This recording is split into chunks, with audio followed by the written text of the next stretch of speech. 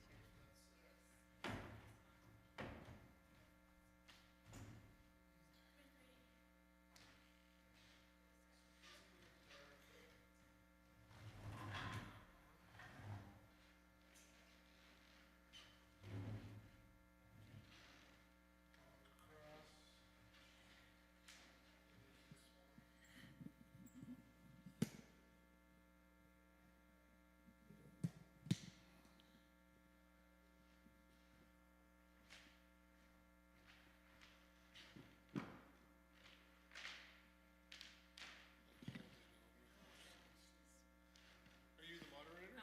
You're the moderator. You look different than your picture, that's why.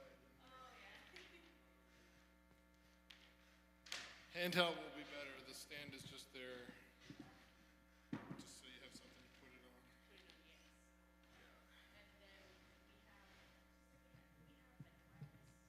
So there's one wireless here. I think Toyin said her lessons, we're going to see some things from up here. When they're not talking, someone can use it. Yeah. Or, did you want to use that one? No, that one. Well, then that frees that one up for a panelist. That one. Do you know what I mean? It depends on which ones are needed simultaneously. I don't have enough for everybody, so some people are going to have to share.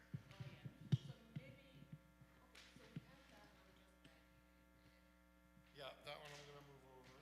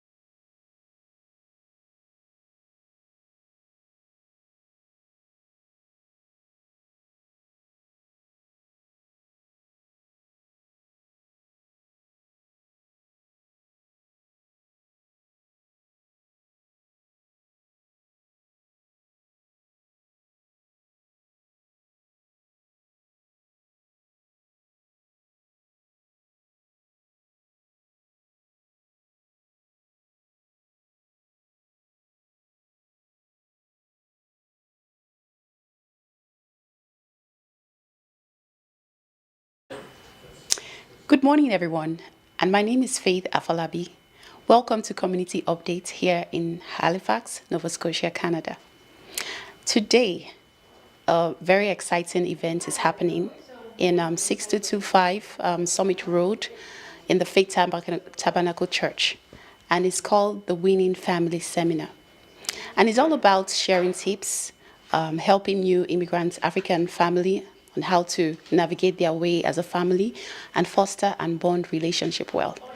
And here with me today is a participant. We're going to be talking about why she's here, what's her expectations, and much more. So stay with us. Good morning. Good morning. Welcome to Community Update. Thank you so much. Okay, so what are your expectations for today's event? Today we're going to learn about how families that move from different countries can navigate into the system and or into the community here in Canada. Sometimes it is very difficult if somebody is moving from a different country to know, for example, even the discipline that is expected for children. We all come from different countries with different expectations, but when people move here, they find it difficult to fit into the system. Okay, thank you. So have you attended such events before? No, this is my first event, and I'm so excited because I feel like a lot of us as immigrants are going to be equipped to learn a little bit more about what exactly we have to do. Okay, thank you very much. Just to, can we take it again? I forgot. Oh, all right. So I was going to mention the funders of this event.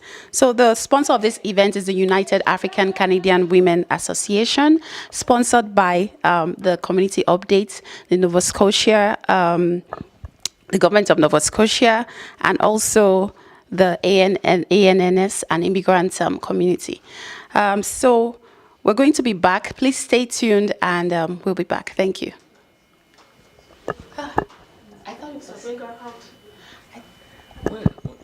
I thought it was recorded. We got.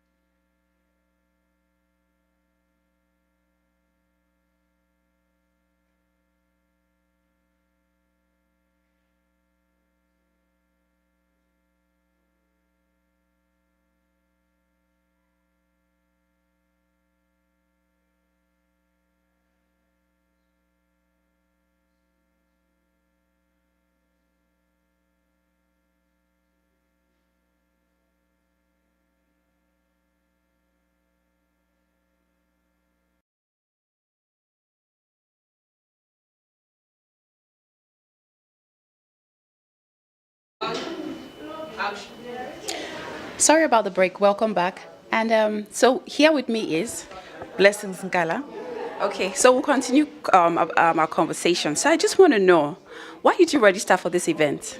So I registered for this event because I just want to find out how best I can support my family, how best I can support my husband, because from most of us, when we come from home or from our country of origins, we have a lot of helpers around us, but when we're here, we just move as a couple, and so it becomes very difficult how to deal with the errands that we have, because a lot of us, we have maids back home, you know. So maids usually are helpers, they help us with everything, but when we get here, you realize that it's you and your husband. Yes. Yeah. Okay, so are there specific topics that you would like to be addressed by the speakers here today?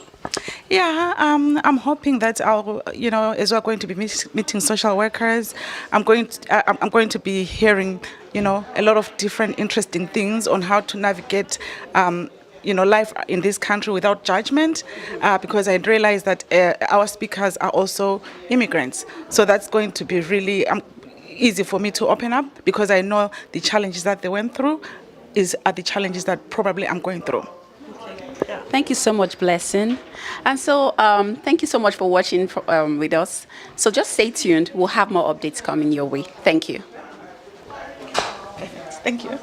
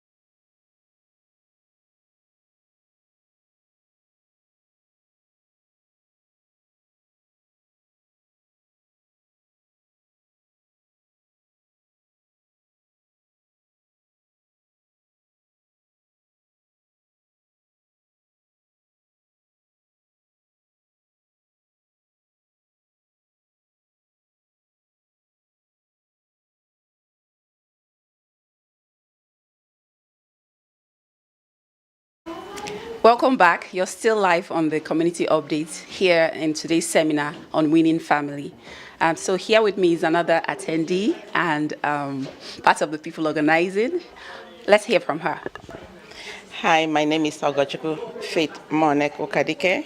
I'm part of the African Women Organization. We're doing Winning Family, which is a great event for the community. Those who doesn't know it, I would advise that you join and learn more. We have our website, and it's all about family, husband and wife, children, because also we have a school that we run on Saturdays.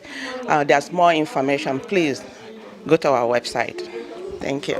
Thank you very much. So you are part of the United African Women Association here in Canada, Yes. and you're also an attendee. Yes. So what is the focus of today's event? Today's focus event is Winning Family because we felt that family are deserted, mostly the new immigrant, to help them to understand the system where we are in Nova Scotia, because sometimes we all carry our different ideology to the country, but we need to understand the country where we are, which we can help each and every one of us. We should live back our mental capacity of our culture back home, and we're learning new culture in the new system in Canada, mostly in Nova Scotia, Halifax.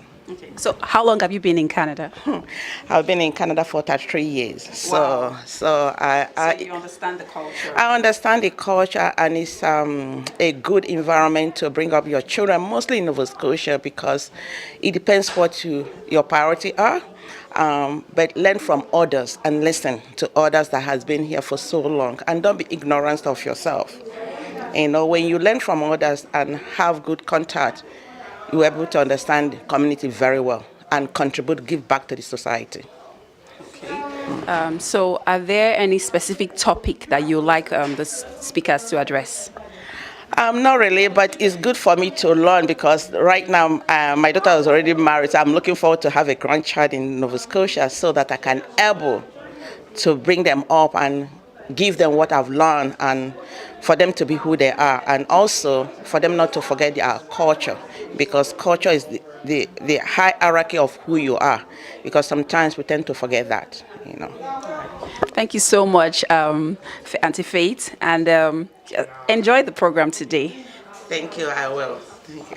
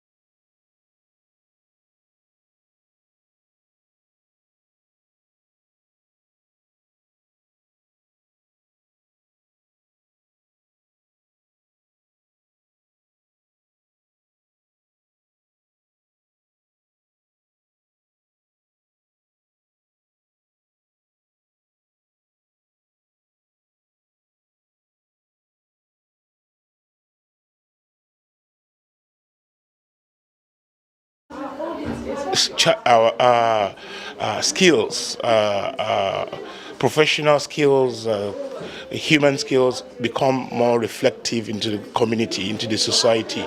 And the more successful people are as a family, the better it is for the nation. The word that says you build a person, you build a community. And that's what it's all about for me. Thank you so much, sir. And we hope that the audience today will have a fantastic time learning about how to win their family better, foster better relationship as new immigrants, Africans to Canada, learning, navigating the culture as well. Oh, okay. He didn't from the beginning. He was off. Okay, no problem. Okay, sorry. Okay. No, it's all right. So I'll say welcome back and here with me. Does this noise affect you? No, he's filtering it. Okay. He's filtering it. Hello, guys. Silence a bit. Huh? We didn't have audio at the beginning, so Audio. Okay. Okay. Is my glasses reflecting? Yeah, it's okay. Okay. So are you ready? Let me know. Please, can we minimize noise?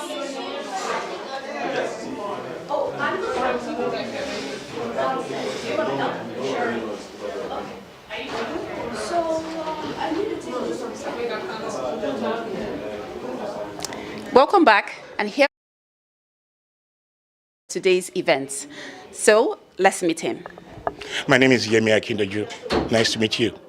Thank you, sir. So tell us, what's today's event about, Winning Family Seminar? What do you expect people will take home, people watching from home and the audience that are here? This event was put together by my wife and a few ladies, and I've always wanted to support my wife in whatever she does, and she supports me in what we do.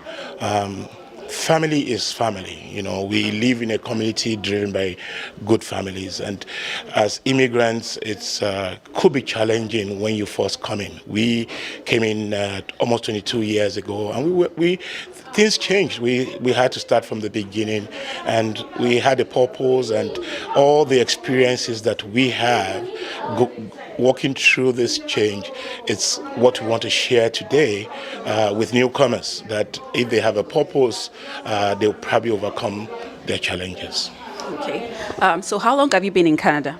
I've been in Canada since September of 2001. Wow. Yes, almost over 22 years now. Wow. That's a long time. Yes. And so far, it's been benefiting. It's a wonderful environment. We came in at the time, you couldn't fly straight into Halifax. We flew to St. John, Newfoundland, stayed and signed our papers there, and flew straight to Halifax. Halifax has been home for us. It will be home for me forever. I volunteer in the community.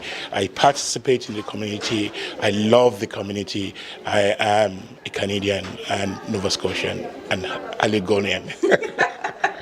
Yes. Thank you so much, sir. And I'm looking forward to your session. Yes. Thank you. Yes. Thank you very, very much. You're welcome. Have a great day. You too.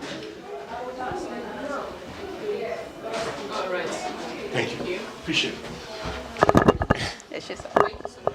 Thank you.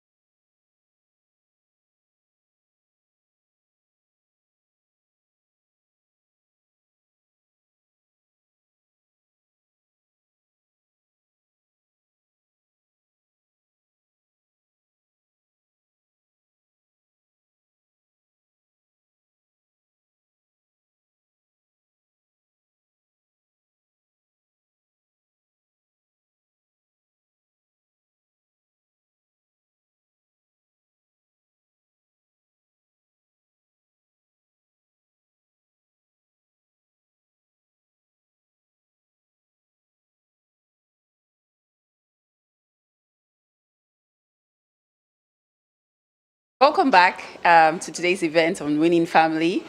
So today, again, I have with me one of the organizers. Let's meet her. Good morning, Ma. Good morning. You look so lovely today. Thank you, and so do you. Thank you. This is wonderful. Must Thank come you. from Back home. Nigeria. Yes. Wonderful. Looking lovely. Thank you. Okay, so why are you here today? Tell us your name. Well, my name is Benedetta Anyanwu. Most people in Halifax know me by Ijoma or Benny. And I'm a member of United African Canadian Women Association, one of the board members and one of the founding members. I'm here today because actually I'm very excited because the topic has been long overdue. We have a lot of our community members struggling with issues, not just issues in families, but issues in the society, trying to manage their lives, combining our two cultures. So I think that this is a wonderful opportunity for us to educate ourselves, support ourselves, and share information that will actually help families out. Okay, awesome. Awesome. So, as one of the organizers, what inspired you to organize the seminar? Well, the point is that this is one of the major goals we have in our goals as a United African Canadian Women Association. The association was formed 1996, and the main core of the forming the association is to unite ourselves, bring ourselves together, try to be support for one another, especially those of us who have been here long enough, who have navigated the swamp society with all the complexities. So having opportunity to bring our own together and share information, share all their struggles, how we navigated them, how we succeeded, and all the drawbacks. It's a wonderful opportunity. So United African Canadian Women Association was basically set up to support immigrant families of African descent, no matter where they are, and black people, including black people from Nova Scotia, from Caribbean, and anywhere, because we believe that Africans, all black people, are the same. So we formed an organization to actually support our people in areas of education, social issues, employment, counseling, and advocacy. So those are the core things that we do. And today being one of the major things that we set out to achieve is really a great opportunity. So how do you think it will impact on family today? I don't have any doubt that people who attended this forum today will go out, will walk away here with a lot of information, a lot of strategies, and a lot of survival mechanisms, because it's very difficult when you are, especially when you are new and you have families and you're struggling as couple and you're struggling with your children and you're still struggling with the discrimination and marginalization you face in a new society. So being here today will actually enable people to acquire the information, acquire the strategies, and also know that there are people like them who are here to support if need be and who to reach out to when the need comes. Thank you so much. That was Auntie Benny Anyanwu, and she is one of the board member of the United African Canadian Women Association. And she has told us all about what today it's about. So if you're home and still wondering, today is the Winning Family Seminar happening at the Faith Tabernacle, 622 5 Summit Road here in Halifax, Nova Scotia. Stay tuned. Don't go away. Thank you. I would like to add, though, I will actually appeal to you, all my brothers and sisters at home, please come out. This is going to be a wonderful event, and you are going to benefit from it. Your family will benefit from it. Your children will benefit from it. So come on out and have fun and gain some information. Thank you. Thank you so much. Thank you. Have a wonderful day. You too.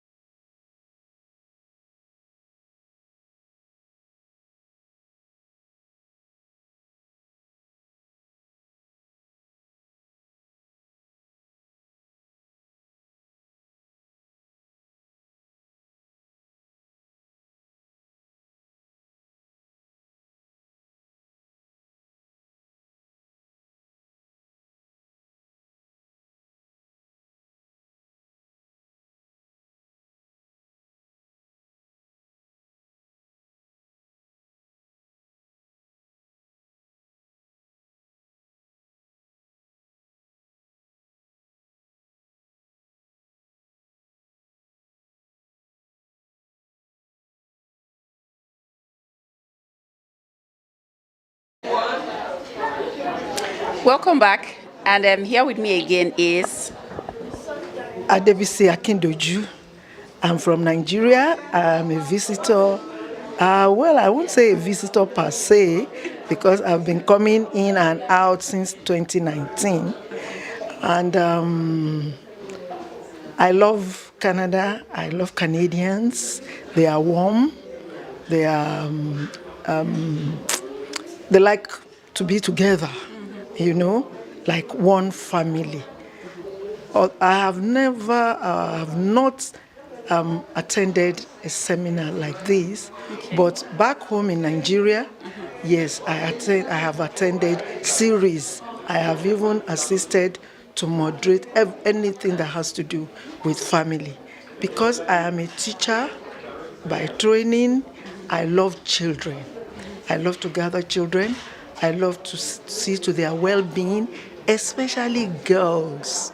My goal in Nigeria was to assist girls who are from, humble background.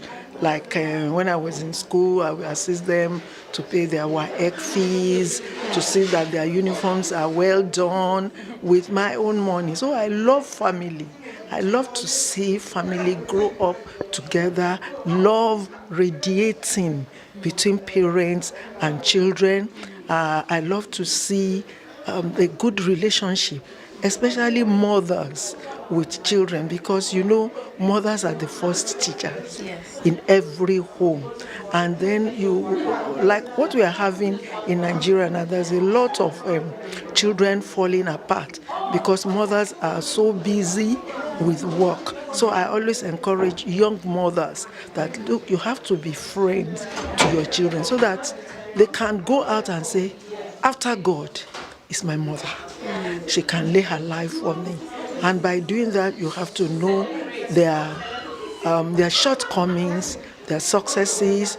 Don't compare children, even if they are yours. Always give them a pat at the back, give them words of encouragement. Make sure that they are determined. You tell them, this goal you can achieve. With your determination, you can go higher. You can reach the apex of your profession. So I love family. Thank you so much, Ma. So what's the biggest topic you would like to be covered here today in Winning Family Seminar? I like to see relationships.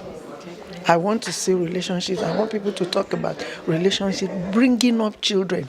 In this season, you know what we are facing now. The other side and this and that. So I want to see people talk and help parents how to bring up these children. You understand them.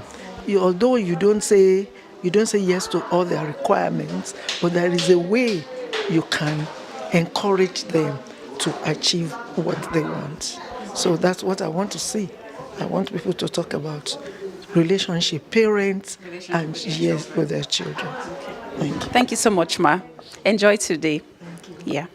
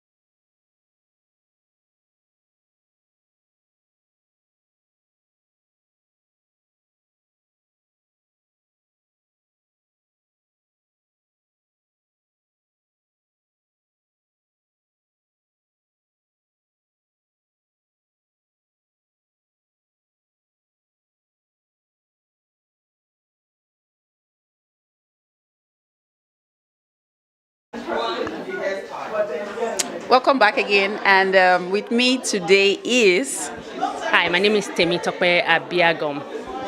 Thank you, Temi, for coming. So in what capacity are you here in today's Winning Family Seminar? So I'm one of the organizing committee for this event. I'm also representing the Immigrant Parent Network because I'm a volunteer board chair with the organization. Thank you so much. So what inspired you to organize this event?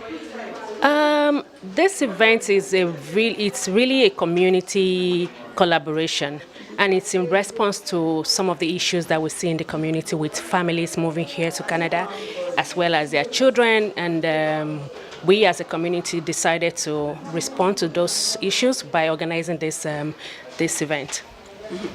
Can you share more light on the topics that will be covered in today's seminar? To be honest, I believe this is going to be really organic. That is the way we set it up. But part of the planning was that we'll be able to touch on topics such as child welfare, family law. We are also talking about finances, which we all know that it's a very big factor, especially for new families moving to a new society. We also be sharing a lot of resources and tips and strategies that families can use going forward. Do you think this topic will impact on the community?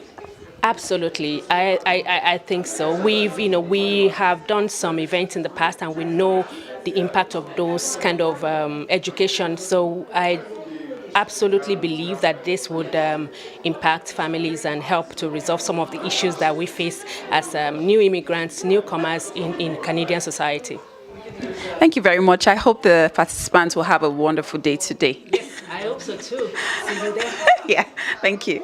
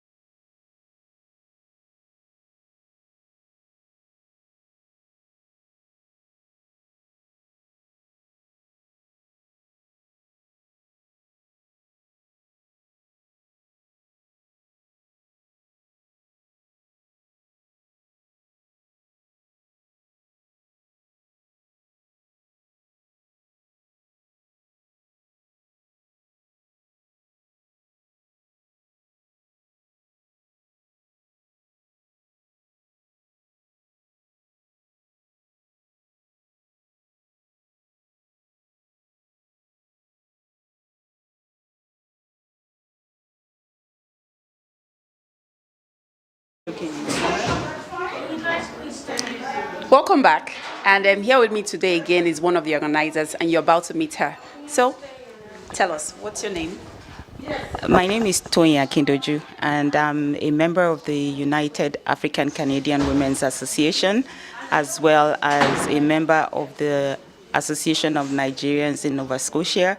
I'm a honorary member of the Immigrant Parents Network, so I'm kind of connected with all the sponsors, yes. So, tell us what's happening today, because there are people watching at home. So this event is called the Winning Family Seminar, and it's all about family, just to support couples and families that are going through different challenges but have no support. So we're here to give them some tools, practical tools. We have professionals here. We have people that have been married for a very long time. So we have a mix of people that are here to provide practical tools that will help people to thrive and just be in healthy relationships. Okay. Yes. Okay, so are there, is this the first of its kind? Yes, this is the first of the series. So we are hoping that today is kind of an introduction. Wow. And you all know that in our careers, we all do professional development. Yes. We feel that as families also, we should have professional development or family development courses. And this is not a course, it's just a seminar. So we're encouraging people, whether your marriage or family is healthy or it's not, you're a single parent, you're divorced and you want to learn, whatever it is, like everyone is welcome, and we're just here to provide support, and so that people know that we're here and we're hearing challenges, especially what immigrants are facing when they arrive in Canada, trying to get their children assimilated into a new culture and everything. So here we're hoping that today we can give that introduction, and then in future series we will then take different topics. So that's what it's all about.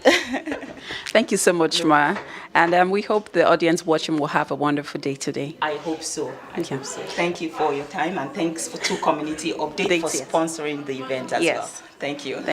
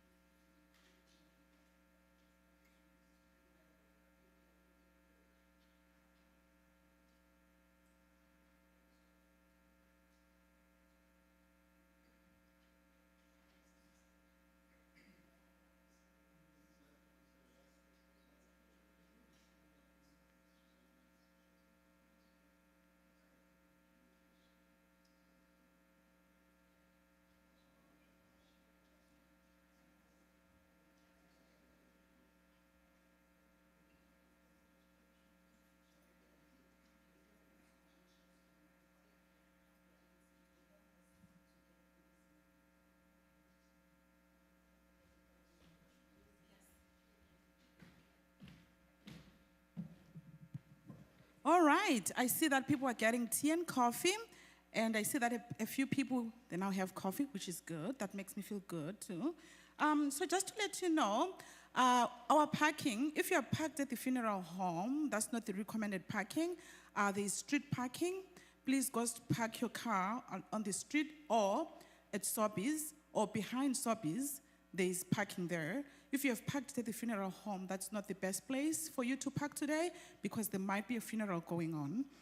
And then the second thing that I wanted to tell you is that we have washrooms. So there is one washroom just across from here, and then more washrooms are there downstairs. It's best that probably if you want to use, if you can easily walk, it's best that you go downstairs and use the washrooms downstairs to give you a little bit of exercise as well. So there is both men's washrooms and women's washrooms down there.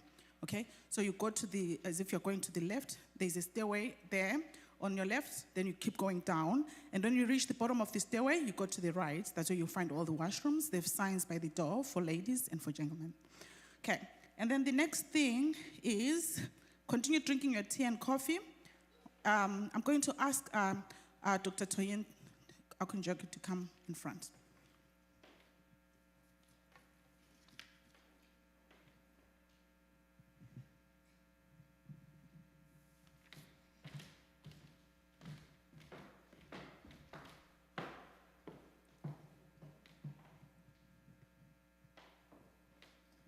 Good morning, everyone. So thank you all for coming to our event today. I'm pleased to welcome you to this meaningful and enriching Winning Families Seminar. It is the first of a series focused on helping us to continue to build strong and thriving marriages, equip our children to succeed in a future we can only imagine, and win as a family. We have brought a group of professionals at different stages of their journey of marriage and raising children to share with you practical tools and strategies that can empower your family to develop stronger bonds and foster healthier relationships. I have been married for almost 32 years, and we are of the generations who made the traditional vows. My husband's name is Yemi, so my vows would have gone like this. I take you, Oluyemi, to be my lawfully wedded husband, to have and to hold from this day forward, for better, for worse, for richer, for poorer, in sickness and in health, to love and to cherish until death do us part. So when I took that vow, January 11, 2000? No, that is not possible. When I took that vow, January 11, 1992, she was there. That's my sister-in-law. When I took the vows on January 11, 1992, little did I know what was ahead. The vow that I made then was a commitment to embark on a journey with a promise to stay faithful and committed no matter what happened. But it wasn't too long after exchanging those vows that I quickly realized that marriage was work and that you must keep working at it to succeed. As individuals, we may experience changes in our personality due to experiences we come across. Changes due to additional children to the family, maybe death of a spouse, maybe things not going well with your children, and other circumstances beyond your control. My question to you today is, when those changes happen, how do you address and deal with them? When trouble comes knocking, how do you react? I am not standing here today to say that it has all been a bed of roses because I've been married for 32 years. No, it is a daily exercise of adapting, building, and evolving. In business terms, we call it continuous improvement. So marriage is a sacred bond. It's a partnership built on trust and mutual understanding. It is a journey filled with joy, challenges, and opportunities for growth. Both as couples, with children, everybody opportunity to grow every day. Today, we have gathered here to delve deep into the essential elements that support a winning family. But before I pass the microphone back to the MC to introduce the moderator and the panelists, I have been asked to quickly share some strategies that my family has employed to evolve as a winning family in progress. And I say in progress because I know that even though I've been married 32 years, we're still a work in progress because we keep changing, we keep adapting, and we keep evolving. The first is commitment. Commitment is the unwavering promise that individuals make to each other. Knowing you can win together is the promise to stand by one another through thick and thin, weather storms and celebrate triumphs. Whenever we have challenges, which is bound to happen in marriage, I always go back to my vows to remain grounded.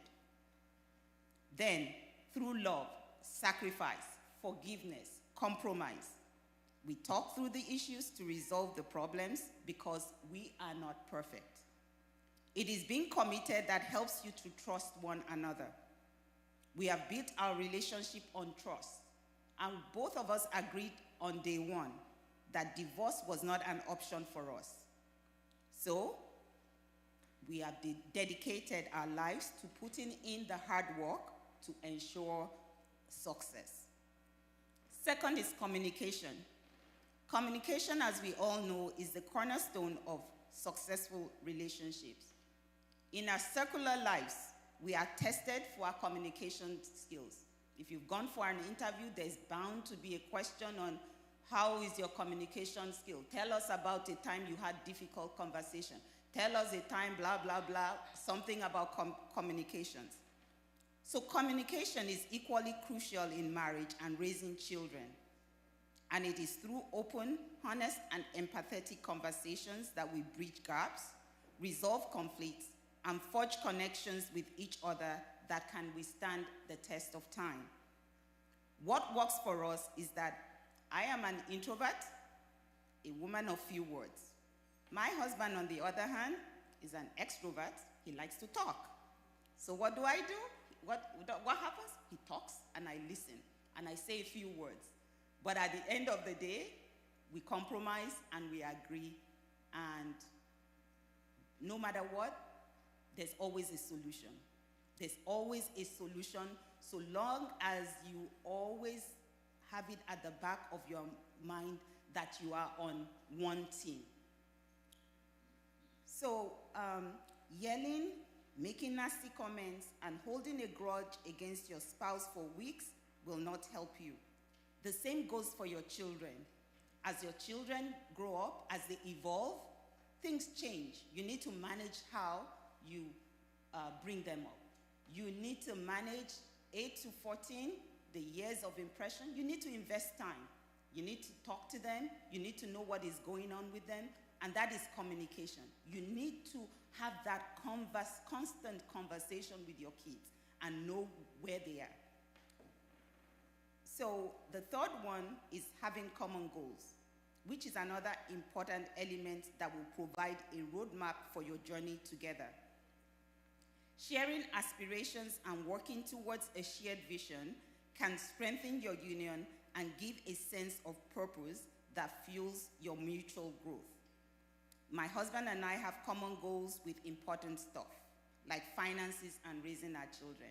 Well, whether to watch golf or to watch soccer or to watch 90 Day Fiancé, those ones are optional. But the important stuff, like finances, how you want to raise your children, whatever it is, whatever the important conversation is, we talk about it. For instance, right from the beginning, when we were back home, there was no credit card in my time. I don't know if it exists now. But here, there's credit card. So we agreed, once you have a balance on your credit, you get paid, you pay it off. If you can't pay it off, it needs to be discussed why it couldn't be paid off. So also with our children, we agreed on the specific values that we wanted to teach our children. The point is, If you don't invest time teaching your children, there are people waiting for them outside, waiting for them, ready to prey on them, and will teach everything that is contrary to what you believe.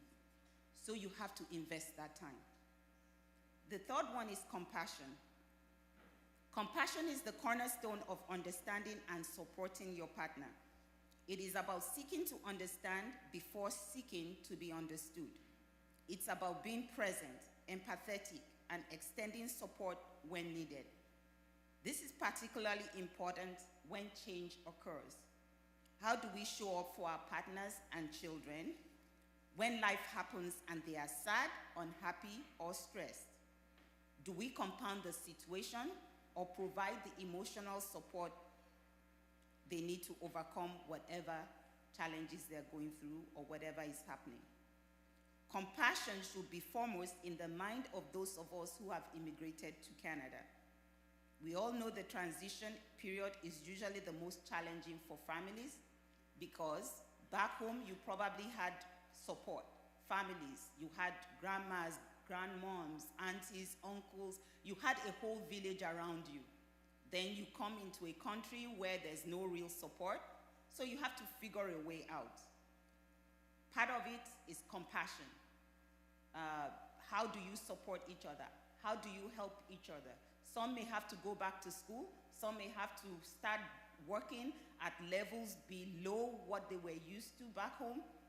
How do you support your partner when they are going through those challenges?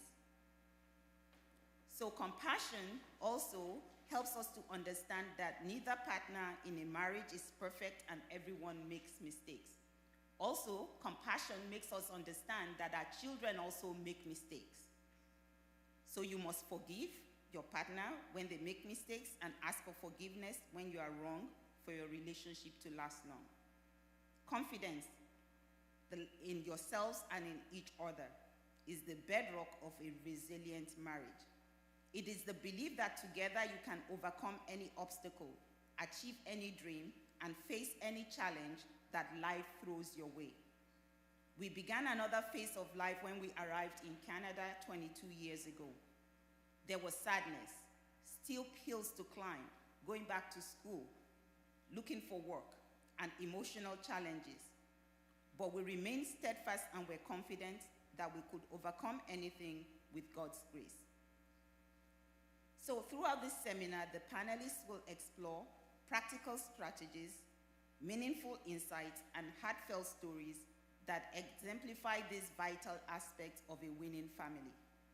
Together, we will be equipped with the tools and perspectives needed to strengthen our relationships and build a foundation that will endure for a lifetime.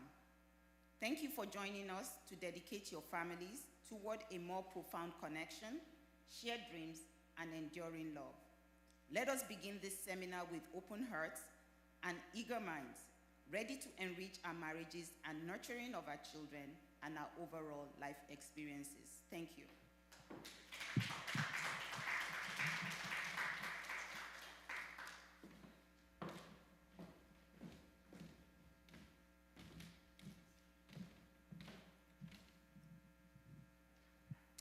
Thank you so much, Toyin. I remember a few years back when I first had my child, I didn't even know what to do with my child. I remember asking Toyin if you can organize something for young ladies like us. This is probably 13 years ago, and it has taken Toyin 13 years ago to help organize a seminar like this. So I'm really excited because we have people here who have so much experience. One went to school and get education, to help families too. So I'm really, really excited. So today I'm going to, right now I'm going to actually introduce our panelists. I'll start with Rosemary Osarere. Please come to the front.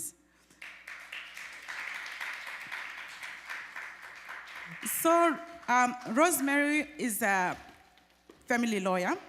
She's an international trained lawyer, licensed to practice in Nigeria and Nova Scotia, respectively. She holds a diploma in social work and Bachelor of Laws degree from the University of Benin, Nigeria, as well as a Master of Business Management from University of College Dublin in Ireland. Rosemary currently works as Principal Counsel at Rehoboth Law, where she provides legal services primarily on family and child protection matters. She's passionate about working collaboratively with others to make an impact in the community and actively participate in various community events and initiatives in Nova Scotia. She's the Vice President of the Canadian Black Lawyers Association and a member of the Gender Equity Committee of the Nova Scotia Barristers Society. She's also a member of the Canadian Bar Association, Canada Black Lawyers Association, and the Nigerian Bar Association. Thank you, Rosemary. Okay. The second person that I'm going to introduce right now is a social worker and a community leader, and her name is Oloranke Taiwo.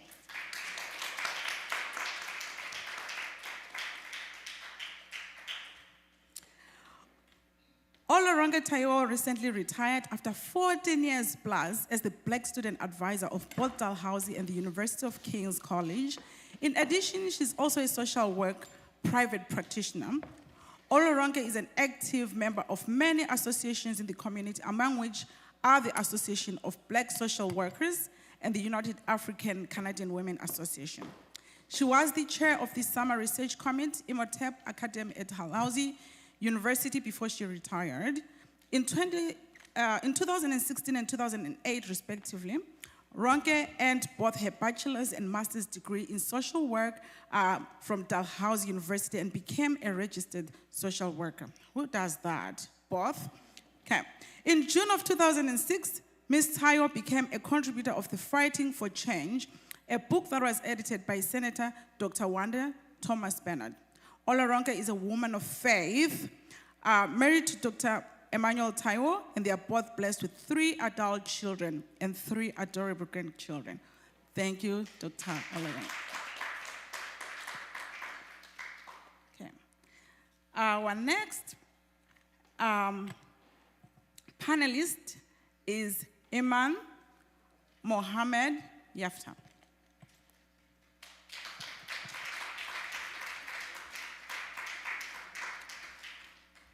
Okay, so Mohammed Yafa is a member of Healthcare Human Resource Sector Council, the IWK Health Center Diversity Committee, and the Halifax Police Diversity Committee.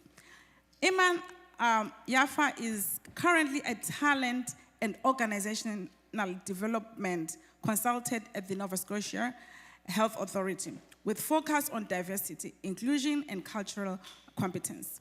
Over the past 15 years, Iman Yafa has worked with several organizations in the area of social justice, supporting communities that face systematic and social barriers in Canada, such as immigrants, African Canadians, Aboriginal people, and people with disabilities. He has trained in many years of practice in education design, group facilitation, and meditation. He also has background in life coaching and project management. Iman Yafa is a Khatib and Islamic Studies teacher at the Center for Islamic Development in Halifax and a member of its board of directors. Welcome, Iman. Okay. Our next panelist is Mutiat Suleiman.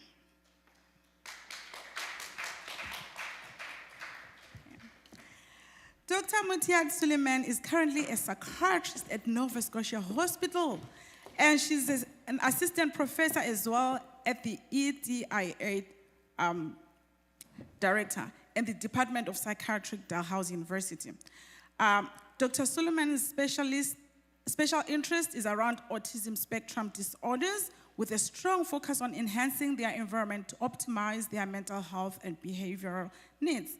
Her passion is working with individuals with intellectual disabilities and advocating for their needs. She is also passionate about serving the needs of the underprivileged and marginalized people within community. Dr. Suleiman lives in Halifax, Nova Scotia, with her husband and 3 children. She spends her free time going on outdoor walks and going to Zumba classes. Or maybe she'll show us a few moves. She enjoys music, dancing, and providing to the community through her own personal volunteers. Thank you so much, Doctor. Okay. We have Yemi Akindochu.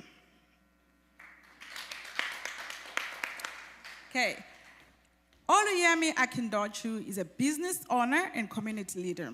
He's the president of Vanity Fashions Limited, a privately owned, operated Canadian company founded in 1989 and a leader in the fashion jewelry industry.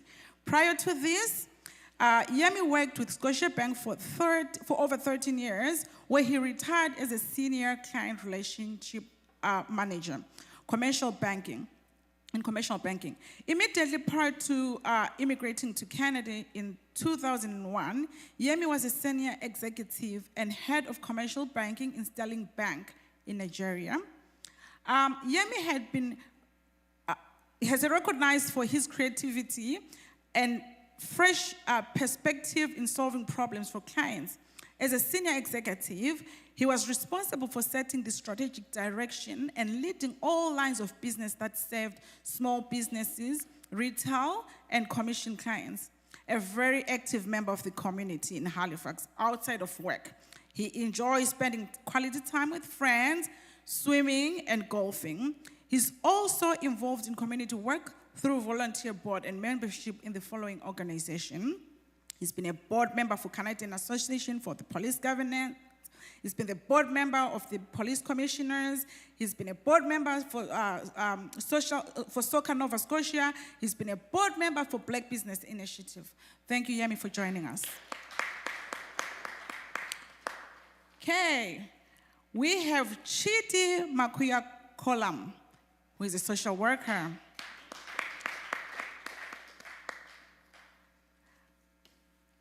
When I hear of people like Chidi, I get scared because I hear they can take your child. They can actually take your child. Chidi is a dedicated professional with a profound commitment in serving individuals and communities facing complex emotional and psychological developmental needs, with a primary focus on children, families, youth, and individuals with disabilities. With extensive experience spanning various facets of mental health support, Chidi has worked with individuals grappling with mental health diagnoses, addiction challenges, and navigating intersecting barriers and oppressions, both in Africa and Canadian context. Their career is understood by over 15 years of active volunteerism and highlighting their unwavering dedication to community services. Chidi currently serves with a Department of Community Services, delivering child welfare services to individuals, families, and communities in Nova Scotia, supporting the diverse demographic of the region. Thank you for joining us. Then today our moderator is going to be Temi Tope Abiogom. Temi is going to be our moderator. She is a registered social worker with extensive experience supporting individuals, communities, and organizations to achieve meaningful changes. So let's fasten our seatbelts.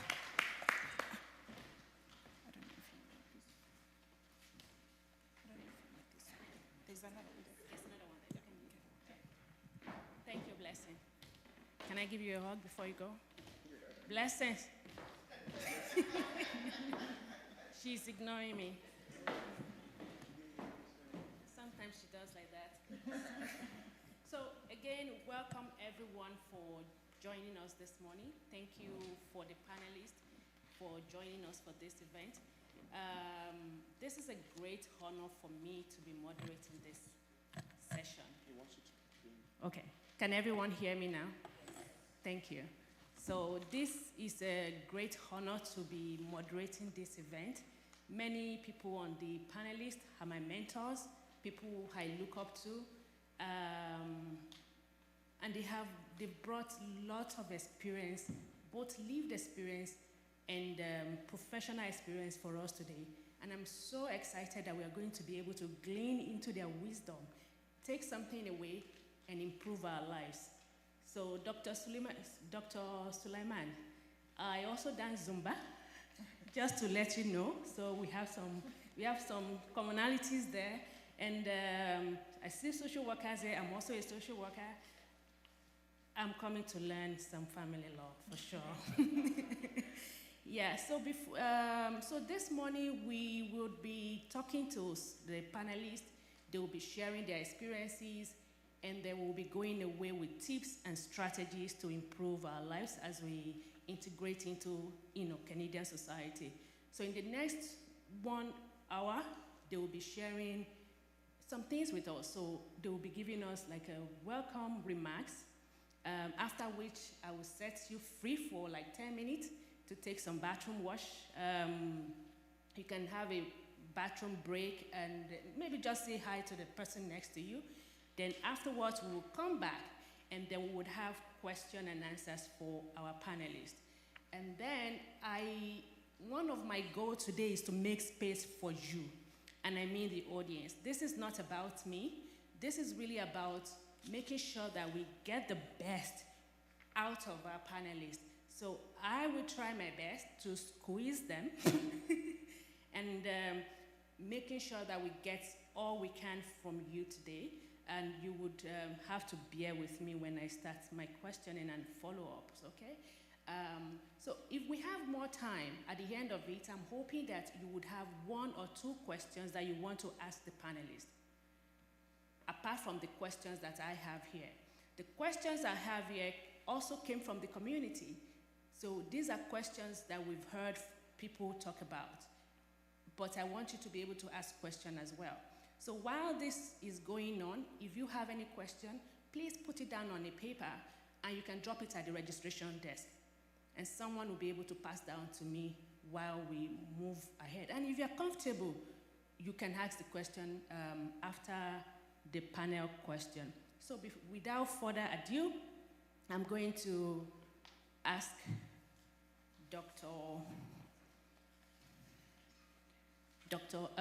I'm going to ask Ms. Osasere to give us a welcome remark. Thank you.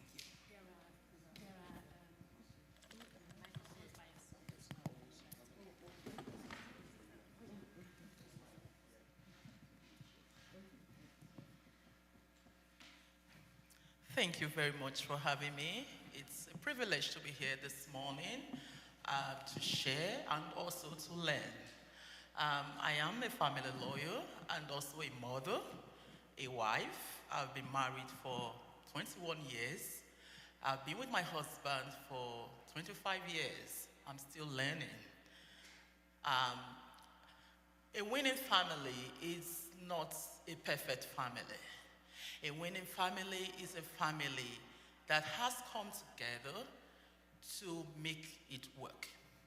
It's a family that has continually acquired knowledge and skills to become a better family unit.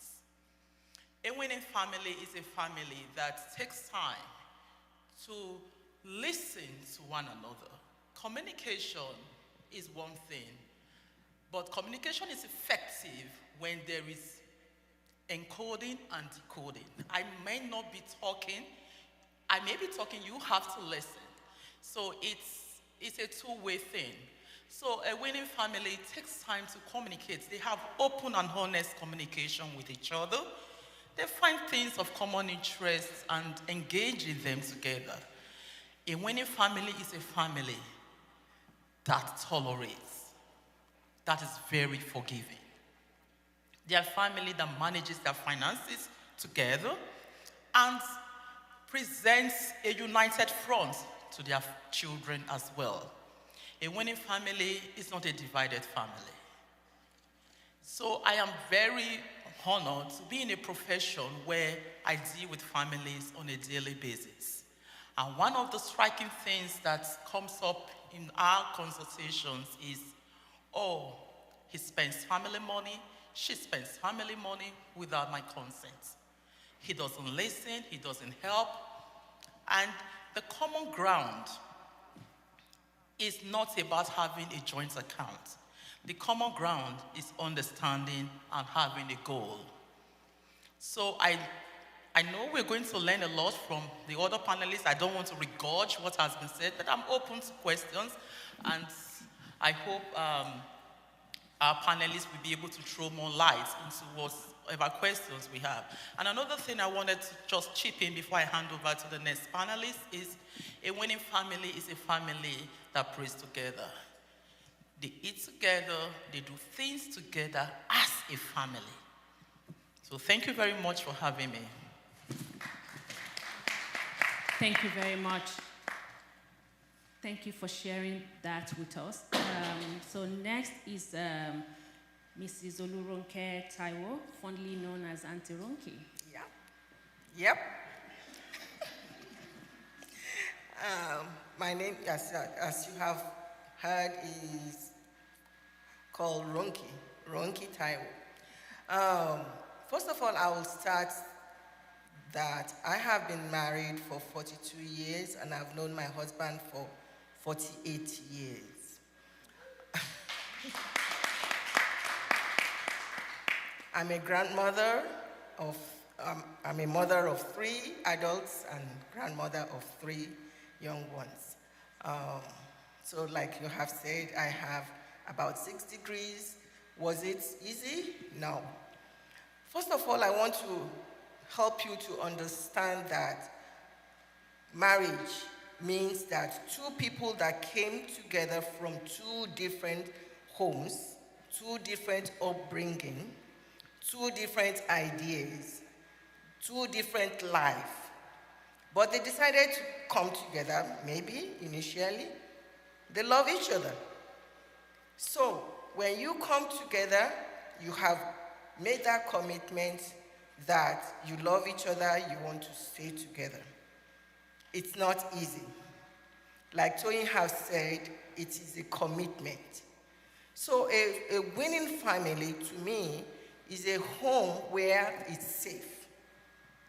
It's where you develop a safe environment for you and your husband or partner until you start to have children, or even if you don't have children. It's a home where there's respect for each other. It's a home where you understand each other. It's a home where you also allow whoever is best in whatever area to excel. And I will give an example. Like I have said, my husband is a dentist. I started as a laboratory technologist. But when I wanted to go back to school, I was already married when I got my Bachelor of Science and Masters. And actually I had my second child, but it was 4 months. Situation happened at my work, and I told my husband, I'm going back to school. And he gave me that opportunity. He didn't say, oh, you have to look after the children. No, I told him straight, I have to go back to school. And he understood, and he gave me that opportunity. I didn't leave my job. I never left my job. And I went to school, did both my bachelor and master's, and I changed from technical to academics at the same College of Medicine. And he supported me.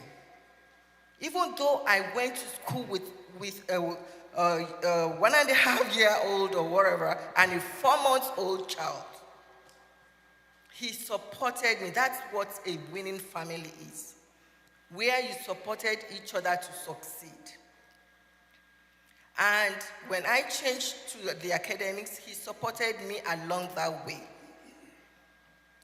We supported each other to succeed. And when it was time for us, I've always wanted to travel.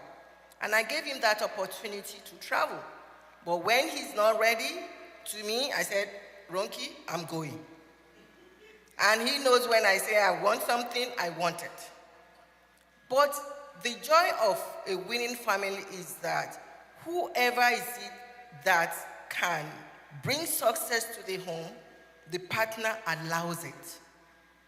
Because in Africa, we have that patriarchy of, I am the man, you have to follow me, you have to do this, you have to do that.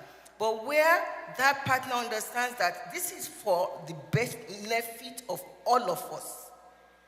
And when I told him, look, if you are not going, you are the doctor, if you are not going, I am going. And I did everything, and I came here first. And I was here for 1 year before my family joined me.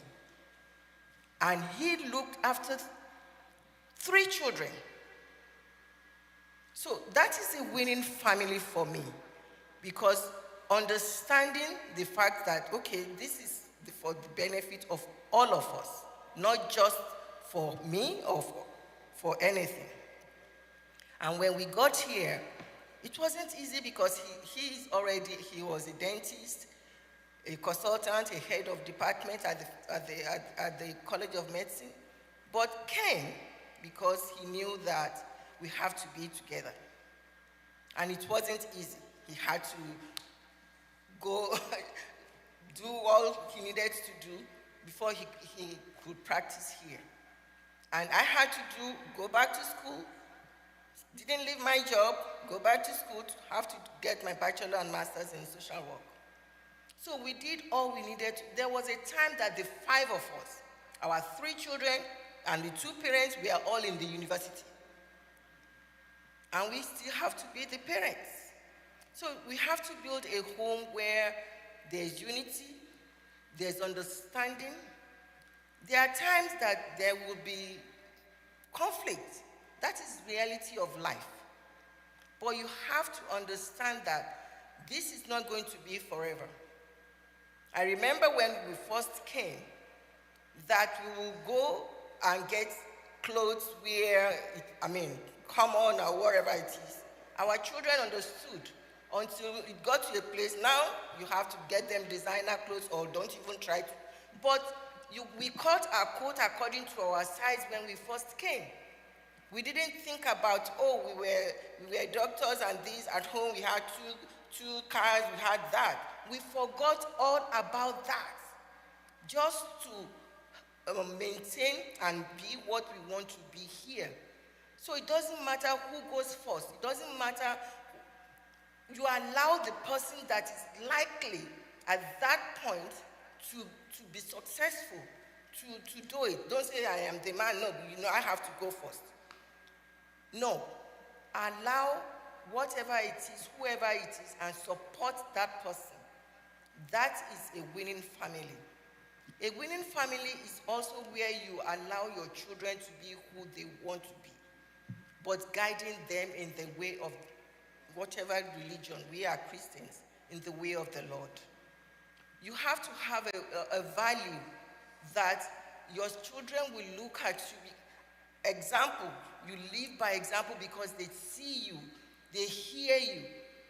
It's whatever you do. You cannot say, don't do this while you are doing another thing. So, success is very important and examples are very important. My children, they all know that first degree that is not a question. You have to.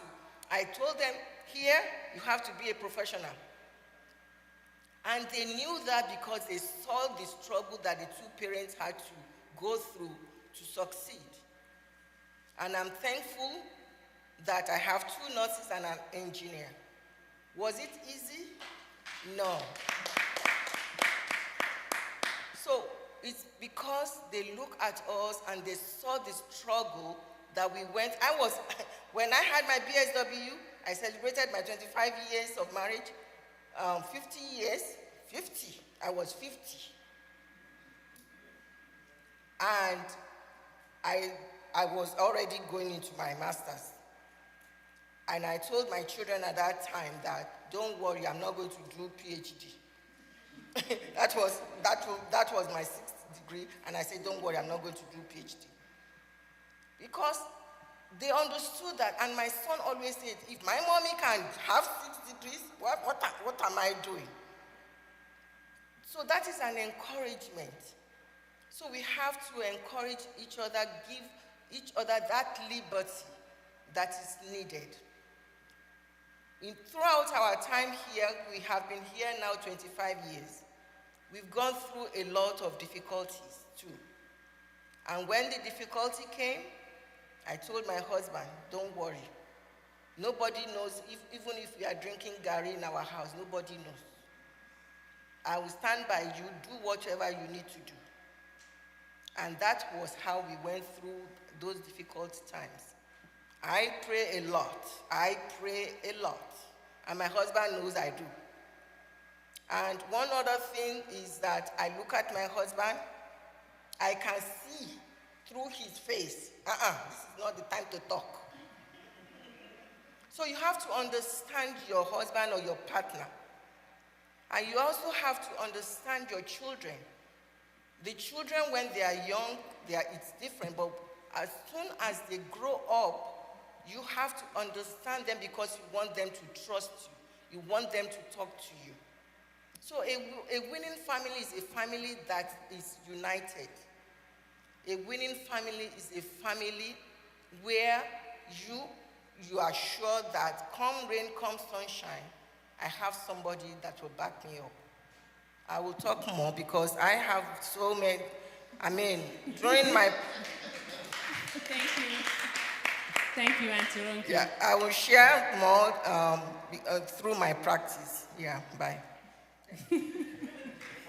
Thank you very much, Auntie Ronke. And as you were talking, I was thinking to myself, by the time we finish the opening remark, I think we can all go home, really. That would have been fantastic. We would have learned a lot from the opening remarks as well. So thank you, Auntie, for sharing those tips for us with what winning family means to you. You know, it means safety. Safety for your partner, safety for your children. It's unity. And I hear a lot of faith. Faith is something that has held you for that long. Thank you. So now I'm moving on to Imam Muhammad Yafa to give us an opening remark. Bismillah. Thank you very much. Thank you for those inspiring stories. It's very, very difficult to follow that. Seriously, sometimes we have too many talks when we can actually just take one and go practice. So this could have been the best place to start question and answer on what you've said, because the two of you combined, you said it all. But because it's a process, I'm just going to say a few things. So I have been married for, 25 years, maybe 26. I got married when I was 11. That's a joke. That's why at this age, I've been married for 25 years, I believe. Anyway. And I'm going to guess your age, don't you? Anyway, so, and in our culture, so I belong to two cultures, the Fulani culture and the Mandinka culture, and I speak both languages.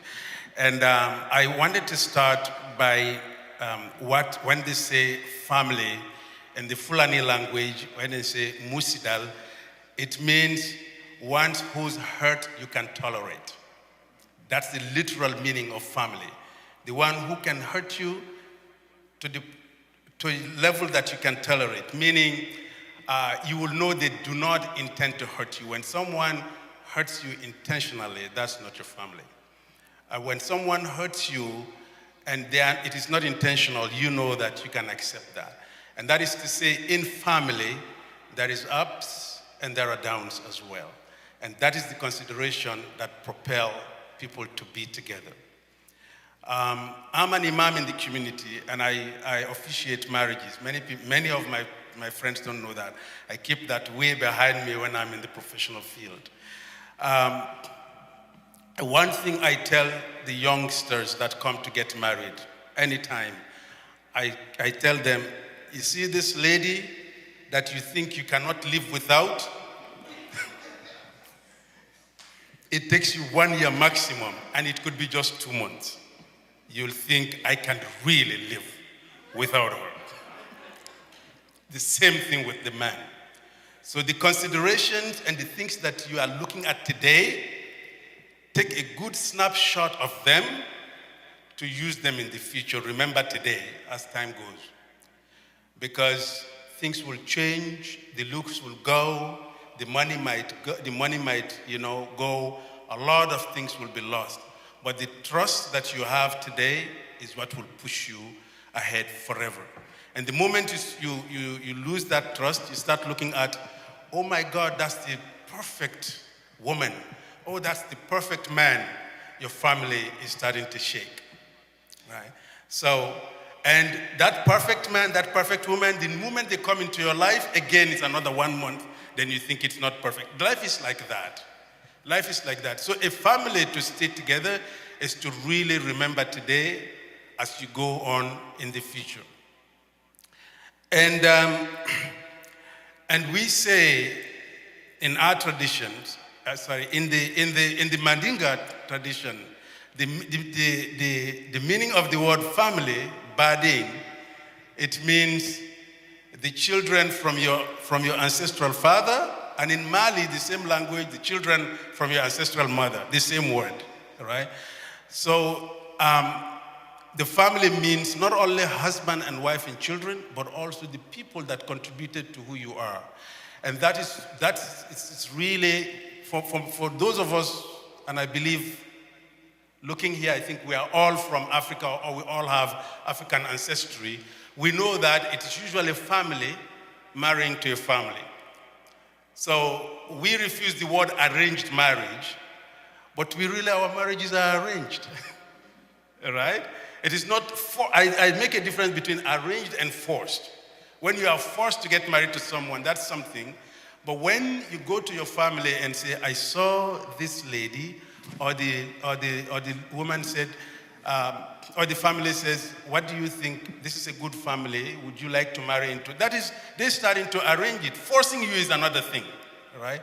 So I come from an arranged marriage background. And oh God, I'm so happy, right? I'm very happy because usually what you see in the individual is a reflection of what's in the family. So if you look at the family, you usually would know where does this person come from, right? So that is the first tip in getting married for those who are not married yet. And I know we have here people who are married and the marriages are happy. People who are married and the marriages are, they're shaky, but they're going. People who are married and the marriage has difficulty. It can't be the same for everybody all the time. And people who are not married yet. And so we hope that what we are saying here today, everybody sees a bit into it. The second point is, so the first point is, if you can, choose the family before you choose the individual. That's helpful. And involve your family into your marriage. In our culture, if you come with a man or a woman and say, this is the one I'm going to get married, they will ask you, in which planet? Like where, really? Right? How? How is that going to happen? And here, they say, kids can tell their parents, I need your blessing, not your consent. Back home, we say, oh no, you need both. Right? Otherwise, you're going to do it alone. And the worst punishment is to isolate you. So choose the family, and then you choose the individual. And show commitment and seek commitment before you commit. Don't choose someone when you're drunk, because then you won't. So a man and a woman should show their commitment. Man has a different way of committing. A woman has a different. If you know you cannot commit to this relationship, it's going to be a waste of time. Really, you better make that decision in the beginning. And what has worked in my marriage, I realized, and I'm going to talk about myself now, is to reduce the me. Because marriage is not a competition.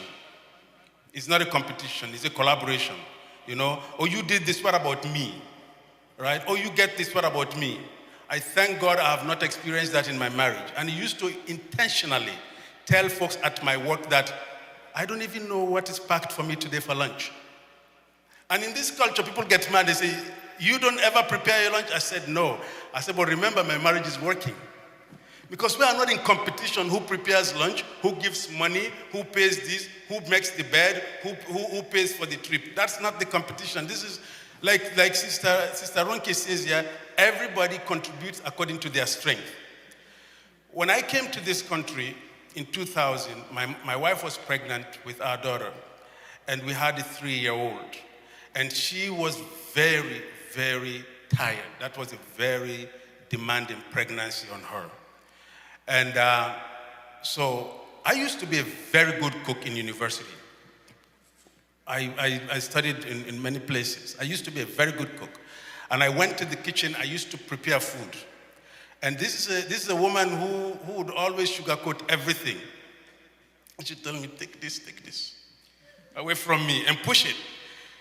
It's either bitter or sour. I just took everything in the kitchen and tried to cook. She told me, stay away from my kitchen. And I started buying food to bring it, and the Sierra Leonean community started bringing food, and they were helping. So since then, I stayed away from the kitchen. And it worked perfectly. I forgot how to cook. And my colleagues at work think it's because I'm a bad husband. That's why I don't cook. Because in this culture, it's all, I cook today, you cook tomorrow, I did this, you do this. If you don't do it, I don't do it. So that is a competition.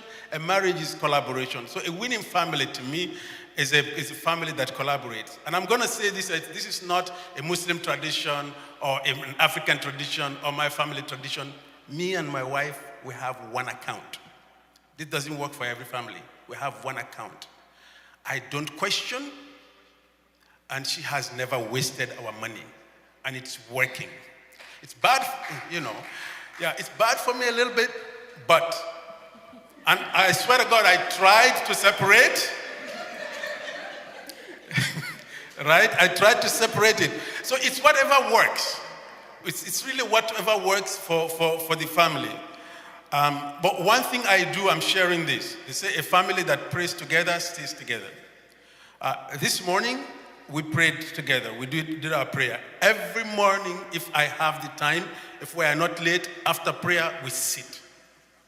We read scripture, because I have a good background in religious studies, so we read scripture. If we don't, self-help book, how-to books, somebody who is reading shares something. The purpose is not only spirituality, it's for the family to talk to one another. And sometimes I just say, I haven't seen you for 2 days now in a tranquil manner. What is happening with you? And one of them will start to talk and the other will feel jealous and want to put in and so on. So we'll have a conversation.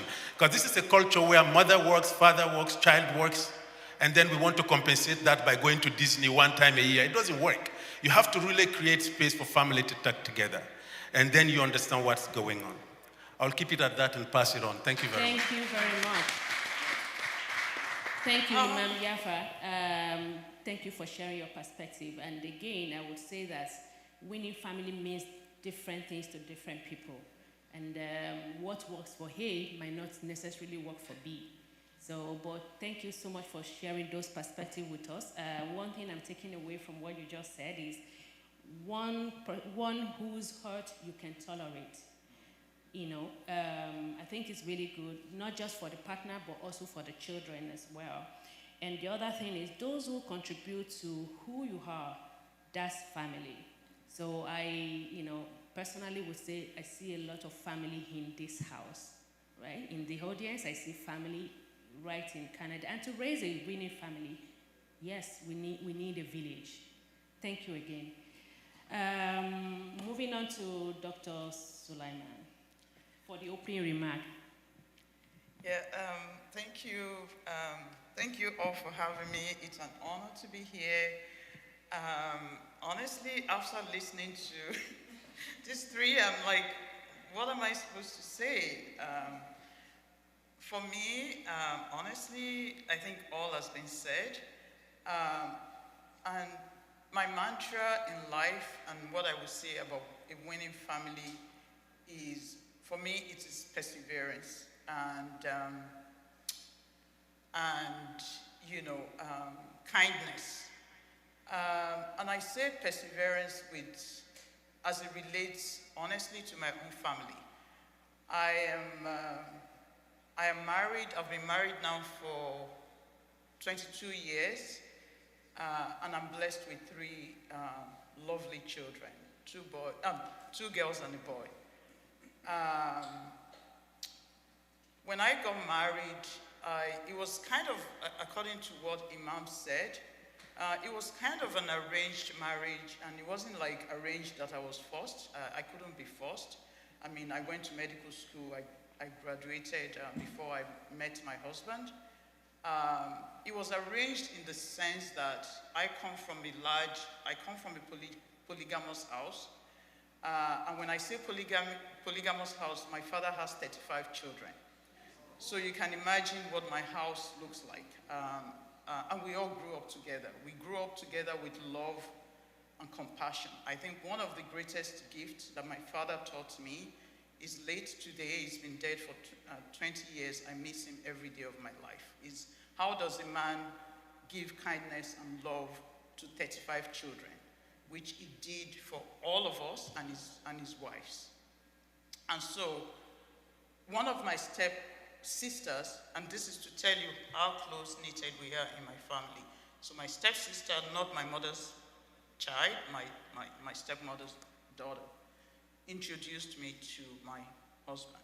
So it's kind of an arranged marriage, like you said. And when we met, alhamdulillah, we liked each other, and the rest is history. But for me, what I'm gonna say is, everything that glitters is not gold.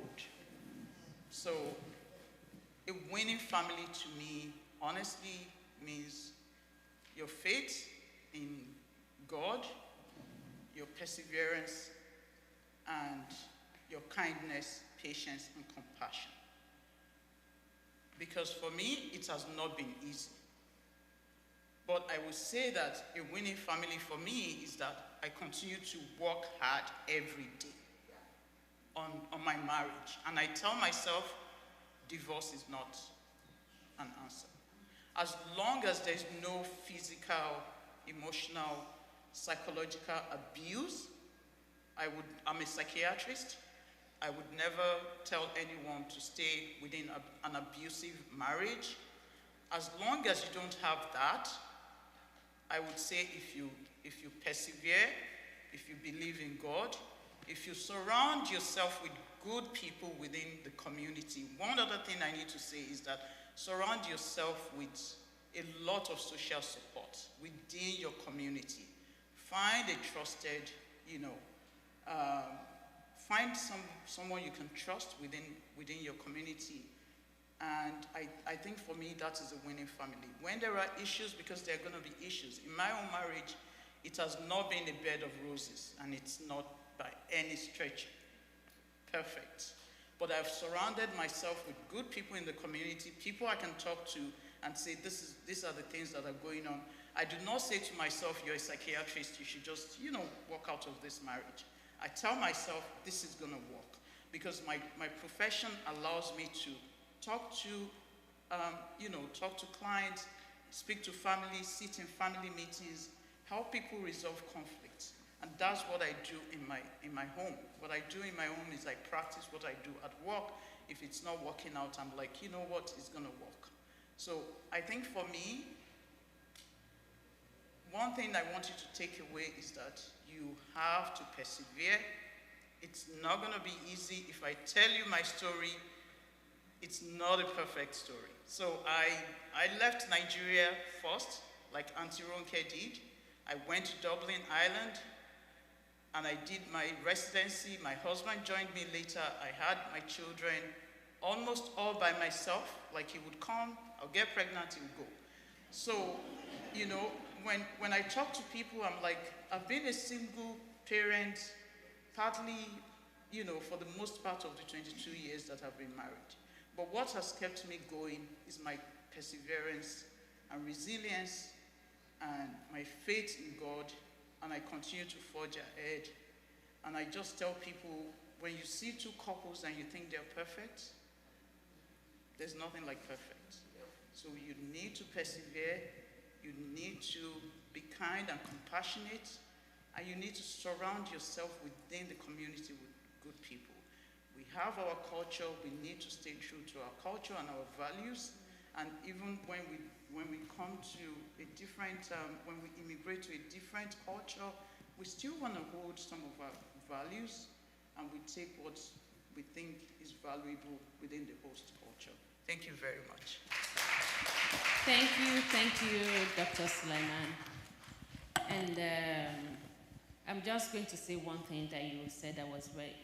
There's no perfect family. And also the importance of having a good, trusted, supportive community around you is key.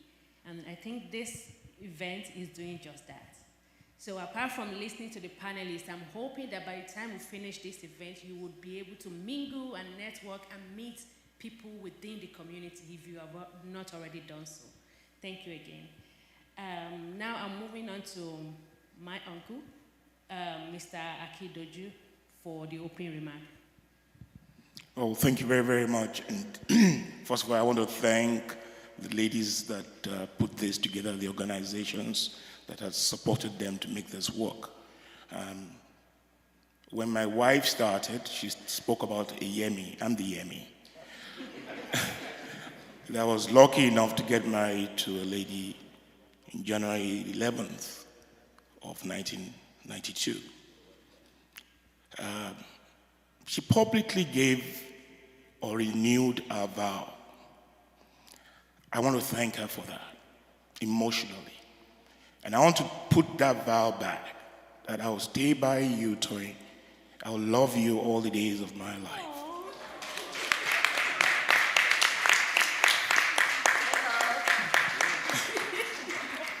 You know, our background is Christianity. And the Bible says, he who findeth a good wife obtains favor from God. My stories with my wife is favor. I'm very strategic. I've been in finance for 40 years. Audits, assurance, banking. And I bring that to our relationship.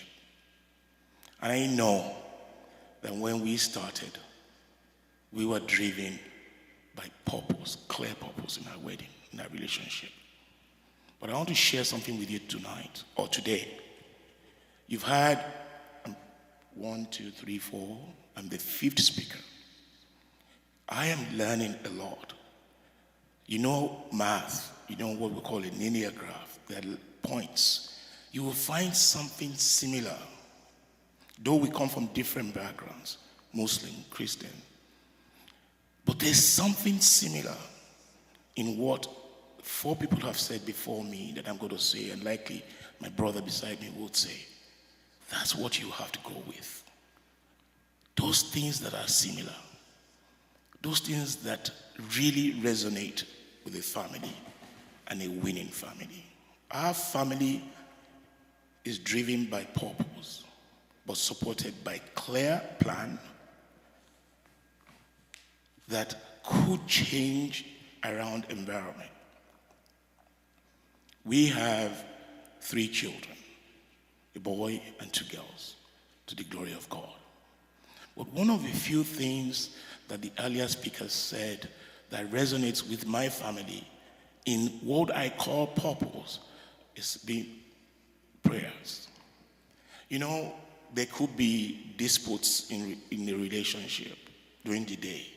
But if you are strategic enough and have purpose, and you have a plan that before you go to bed, you have to pray together, how do you not resolve that and pray? That's one thing. Secondly, I heard about joint account. Well, my wife is here. Since we got married, we've never had separate accounts. It was strategic. We were taught about that during marriage counseling, and we took to it. We went to marriage counseling to learn about what we are about to get into. We wrote notes. I still have the notes, 32 years. We had more than 6 years of courtship before we got married. My marriage wasn't arranged. I saw what I wanted, and I loved it, and I went after it. Glory be to God. We were in school together, and that's the story. But one thing I want to share with you is, for us as a family, we have a ministry to help families because of challenges that we've seen during our own experience, even especially as a newcomer. I came here from a position of, I was very young and I was an executive director of a bank before I came here. But I came here to start all over again. That was a change. When I say came here to start all over again, start from scratch. But you know what my wife told me? My wife said, regardless of anything, we will build from this to this. And today I am really proud of where the Lord has led us to. So there is agreement in purpose. Now I'm going to talk about the devil. The devil comes with one thing in a marriage. I'm a finance person. The devil attacks marriages through finances. Please, let's talk about finance in relationship. Today, I'll make myself available. I'm very, very experienced in it. It will make or destroy your family if you don't understand it. Money is nothing. The purpose of a relationship is a lot. We have families. We have also need to build the family that we've started. Remember that. They are families. But you are starting a family. How do you want that family to grow into your community, into your nation, into the lives that we live? I would not speak too much. I know we have a lot of questions, but I will really want to come to talk to relationships in terms of family. When you say joint account, what does it mean? We have freedom in sharing. There's no secret anymore. The devil cannot come through that, because from the beginning, we have agreed that we will put things together. So the devil cannot use that to separate us. Secondly, I want to talk about what God brings into a family: love. There's really no family without love. You must love your spouse before you start a family. And you know what? The devil tries to attack that as well. But you know, we serve a God that really talks about love. Where is that love in your relationship? What will your children, how would your children feel impact, or what impact would your children see in your relationship that will propel love? So as we go along, I don't want to take too much of your time at the opening speech. As we go along, I think questions will drill down into really what a winning family is. Thank you very much. Thank you, Uncle Yemi. And as you were talking, I have an idea in my head of what the next series might look like, and that looks like the role of finance in winning family. So get ready, I'm coming after you to organize that. So if you have any question around financing, finances for your family, and how that is really an entryway to destruction, like how it impacts family dynamics, I think you should get those questions ready, because I will be passing it on to you. Thank you so much for sharing those with us. Now, I'm moving on to my brother, Mr. Chidi, my co-social worker, and then he will be doing some opening remarks. And make sure you debunk that myth that you steal children, because we don't. Okay. Thank you so much for inviting me. And I want to beg Winning Family, please let this not be the last time we have this seminar. It is just the beginning of this conversation. Because as a social worker, I know what I'm talking about. The family, African family, is in disarray. I want to start this way. My name is Chidi. I'm a social worker, and I've been doing this for the past 8 years. I'm a registered social worker. When I finished my Masters of Social Work, I worked in a YMCA Employment Center. It's now called Nova Scotia Work Center. In that capacity, I work with a lot of immigrant families, African Nova Scotians, immigrant families from mostly Africans. So I usually ask a specific question to my client. I'll ask them, what brings you to Canada? They will tell me all kind of story. I came to Canada for a better life. I came to join my spouse. I came to get a better education for my children. All these kind of fine stories. Then I will assist them with skill development. I will do career counseling for them. I will help them to get into school. Some of them I will help them to get a new job, you know. And they're usually happy when this happens. Now, I left that job about 4 years ago. Currently, I am working with the Department of Community Services. I am an intake social worker. My job is to do child protection investigation. Yes, I've taken people's children. But these years, and social workers don't just take people's children. Children that have been taken are children who are in the imminent risks of abuse. And families are usually provided with services before this happens. And so I remember having this conversation with my supervisor, why my caseload is the same people that I had while working with YMCA is the people I have now. So my supervisor, a white lady, she told me, Chidi, we're giving you all this caseload because you're a married person, you are an African, you are an immigrant, so you'll be able to provide their lived experience. So you'll be able to provide their perspective to these families. I had to reject a lot of files because some of them are my community members, some of them are my church members, people that I know. So I've been working with this same family, and I discovered that there's a lot going on within the immigrant population. And this is just an advice for everyone who is here, who have the intention of having children, or who already have a child, or who has children. I will implore you to go to website and download Child and Family Service Act. It is an act that governs child protection in Nova Scotia. It is the same act in every province in Canada. It's specifically section 22.2. Go and read from A to E. Those are what we do, child protection. There's a lot going on. Social workers can go to school and interview your children. We don't need their consent. There has over 13 amendments for the past 6 to 7 years on that act, specifically duty to report. So I want to talk more on that duty to report. Duty to report is every person, it could be a dog walker, it could be a driver, has the mandate to report when a child is being abused. And the duty to report is something that now, recently, I was talking to Dr. Suleiman. I went out twice yesterday. A realtor came to a house, want to sell a house to someone, and he saw 3 adults, and they mowed on the wall. This realtor reported to child protection, and I had to go and discover that the house wasn't as filthy as the realtor, said that it looks. So, especially people that look like us, there's a lot of stereotype, So, in conclusion, I want to conclude with this story. Is a story that I worked with about 2 years ago. There is a 12-year-old child. This 12-year-old child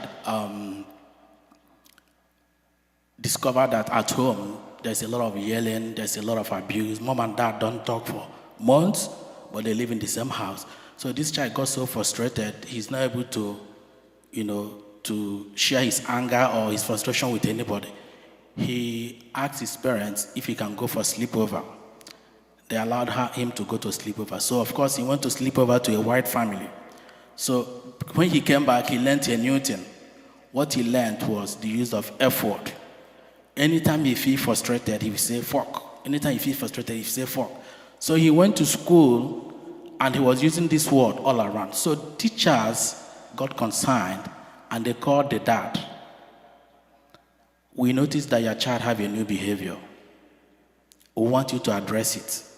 Instead of the father to be receptive of that report by the principal, the father told the principal, oh, he had learned a new stuff. When he come back home, I will teach him in an African way that we don't say such. The principal asked, what do you mean teaching him in an African way? He said, don't worry. When you come back home, he will know. So the next day, of course, the principal will have to put the guy aside and ask him, what happened at home? The little boy put his back shirt, and there were marks of belt, on him. Of course, duty to report had to set in the principal reported to child protection. Then when I go to the school the next day, this boy opened up and told me all manner of stuff going on in the house. That parents doesn't even talk, they only leave note on the fridge. That mom and dad will leave note on the fridge. So due to safety plan, DCS cannot take the children because there are about 4 or 5 children in the house. And mom just had a baby. So the safety plan was for dad to leave home. And dad should do services before he can come back home. Some of the services are parenting course that he can just do. So because of the stress in the family, mom doesn't work, dad does 2 jobs, 2 12-hour jobs. So now they just recently bought a house. Dad cannot live in the house because of the safety plan. Now dad is now staying in Airbnb. So there are multiple issues in terms of finance. Mom doesn't drive, dad is the only one that drives. Now the safety plan is that dad will not have contact with any of the children. Now this little boy, of course he knew that because he talked to social workers in school, he talked to the principal, that is the reason why dad no longer stays in the house. So this little boy started throwing more tantrum. So mom is not able to contain him. Mom has started abusing him. Services that dad is supposed to attend, it would have been maybe parenting course that dad would have just gone to ISAN, to do, or gone to Family SOS to do. Dad is not able to do those services because dad have to do 2 jobs to be able to pay the mortgage. And now dad has developed depression. Dad is not able to see the children because dad have not been able to do those services that he was supposed to do to be able to come back home. Mom cannot take this child for services because mom cannot drive. So this family is in disarray.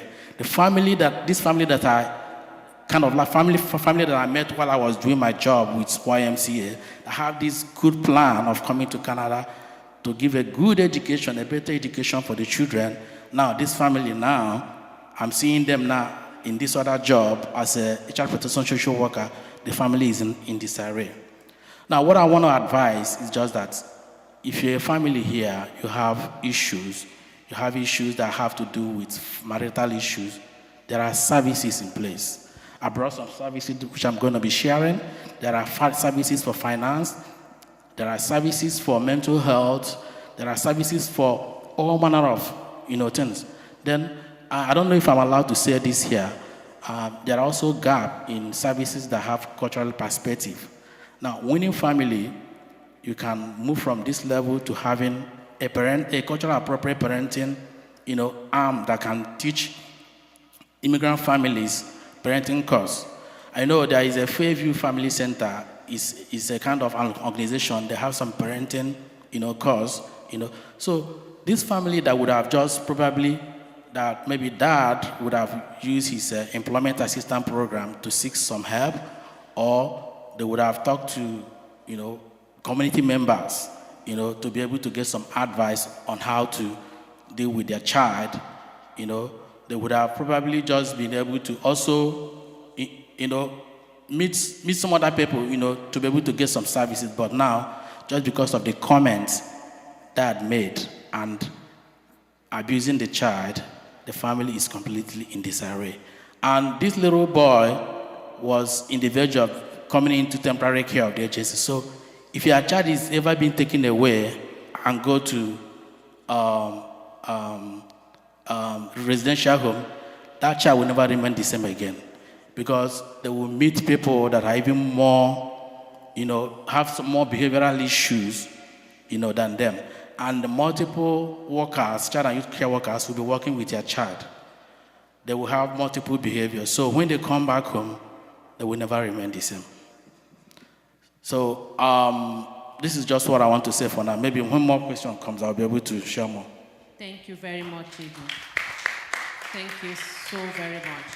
And anytime I hear stories like that, it doesn't only break my heart, it reminds me that what we are doing is very important. So I remember the first meeting I had with Auntie Toyin and Biola, who is also one of the planning organizer of this event, that the core reason why this is happening is because of the kids. It's because of the children. Yes, we want partners, adults, to live well with each other. We want to maintain that family relationship, but also the kids. And I like the question that you asked, Judy. You said, what brought you to Canada? And we can tell from all the opening remarks that there is a lot of intersection. The finance, child welfare, education, everything is so interconnected that we cannot leave them in silos and say, okay, this is important, this is not important. So get ready. We will be moving into the question and answer sessions, and then we'll be able to ask our panelists all the questions that we have. But again, I have to caution you. This is an introductory session. We may not be able to get into the details of all these issues, but we will try our best within the 1 hour that we have.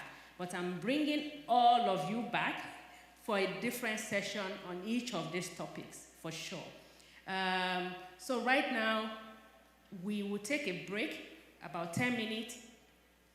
Go to the bathroom if you need. There's a bathroom just across the hall. There are bathrooms in the basement. Chat with your neighbor. This is a time to mingle. This is a time to... Okay, and also this is a time to pick up your refreshments. So there'll be host at the back to my left. So you could go to the left and pick up a bag of refreshments for your break. Thank you, and I'll see you back in 10 minutes. She'll be 22, she'll actually be 22 next month, November 19th. Yeah, no, Miriam, girl.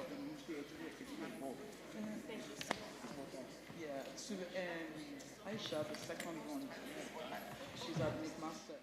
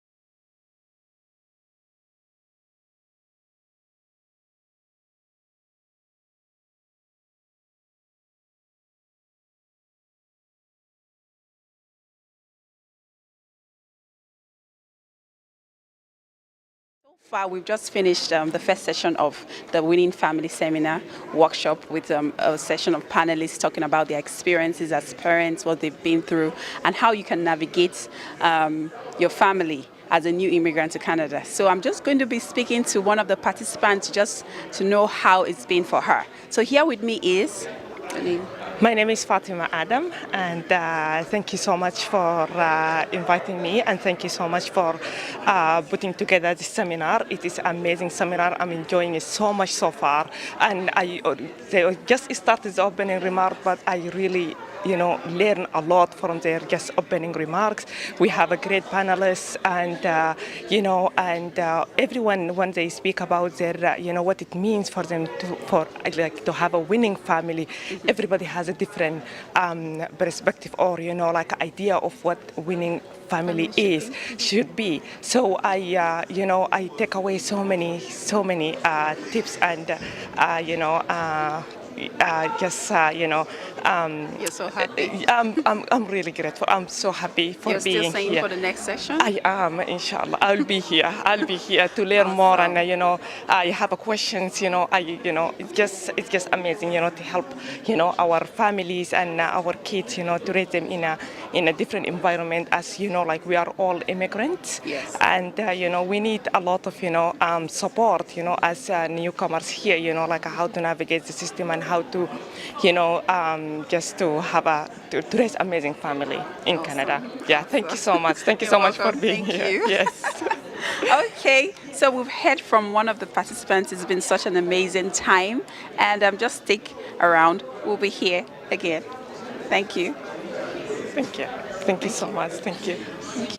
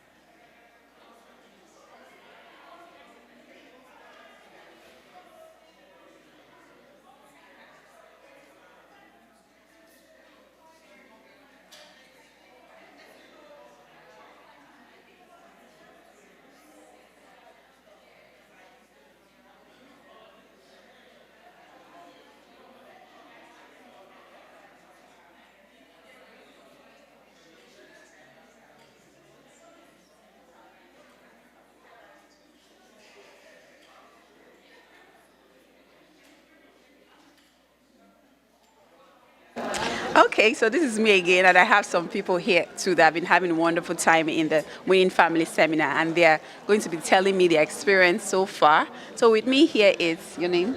My name is Ruth Azan. Okay, and you? I'm Joseph Faludi. All right. So far, how has it been for you?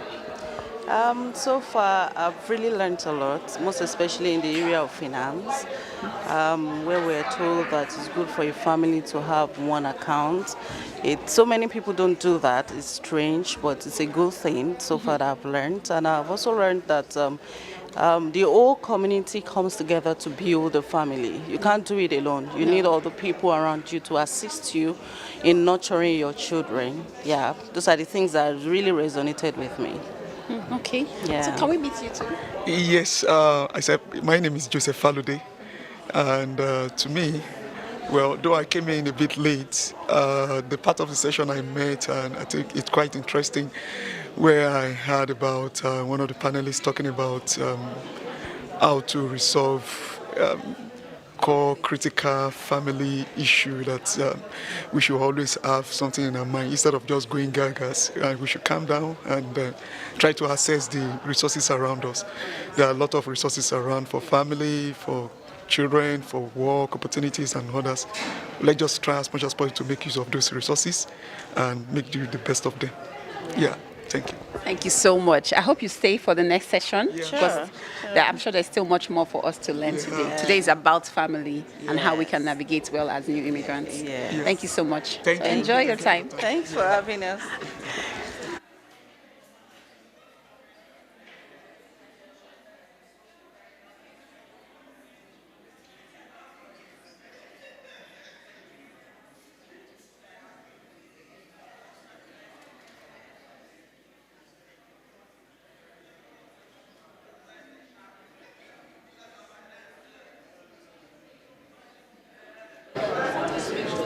Okay.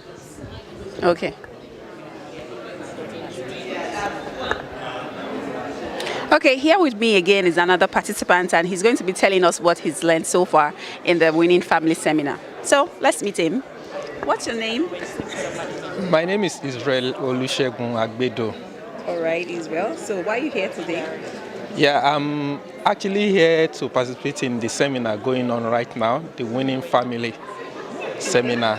Okay. It's actually a seminar I will want something like this to continue every time, because the first section I've just gone and is really impacting, and the panelists have really different dimension from their own angle. They spoke from their experience, and I've been able to gain a lot, quite a lot from each of the panelists. The Imam spoke about his own experience, the way he was able to meet his wife, the challenges they have together. The social worker brought the angle of his own experience from social worker angle, the way the family is in this sarade, what they could have done better, you understand, in their own situation, and quite a lot of things, topics, really, that they've covered, finances and some other angles too. And I hope they'll be able to maintain this kind of seminar so that a lot of new intakes will be able to benefit. You know, we are actually coming from a different culture. Yes, and different. In fact, we are moving into another different culture. So we need this kind of seminar to be able to balance the two cultures together, so that there won't be a kind of cultural shock, because we are moving right from where we're moving from is different from the culture we have here. So we should be able to have this kind of thing to be able to have maybe like a soft landing, to be able to balance the cultures together and be able to forge ahead as a family, because each person in the family have a role to play. The husband have a role to play, the wife, and even the children. So each and the community. Yeah, and the community as well, like they mentioned. Each person in a family will be able to know his place and his role in a family, to be able to live together in peace and harmony. Yeah. Thank you so much. You're welcome. Yeah. Hope you have a wonderful time in the next session. Yeah, I'm looking forward to that. All right. Yeah, thank Stay you. with us. Okay, so stay with us. Don't go away. It's just a break time, and we'll be back soon for the main session.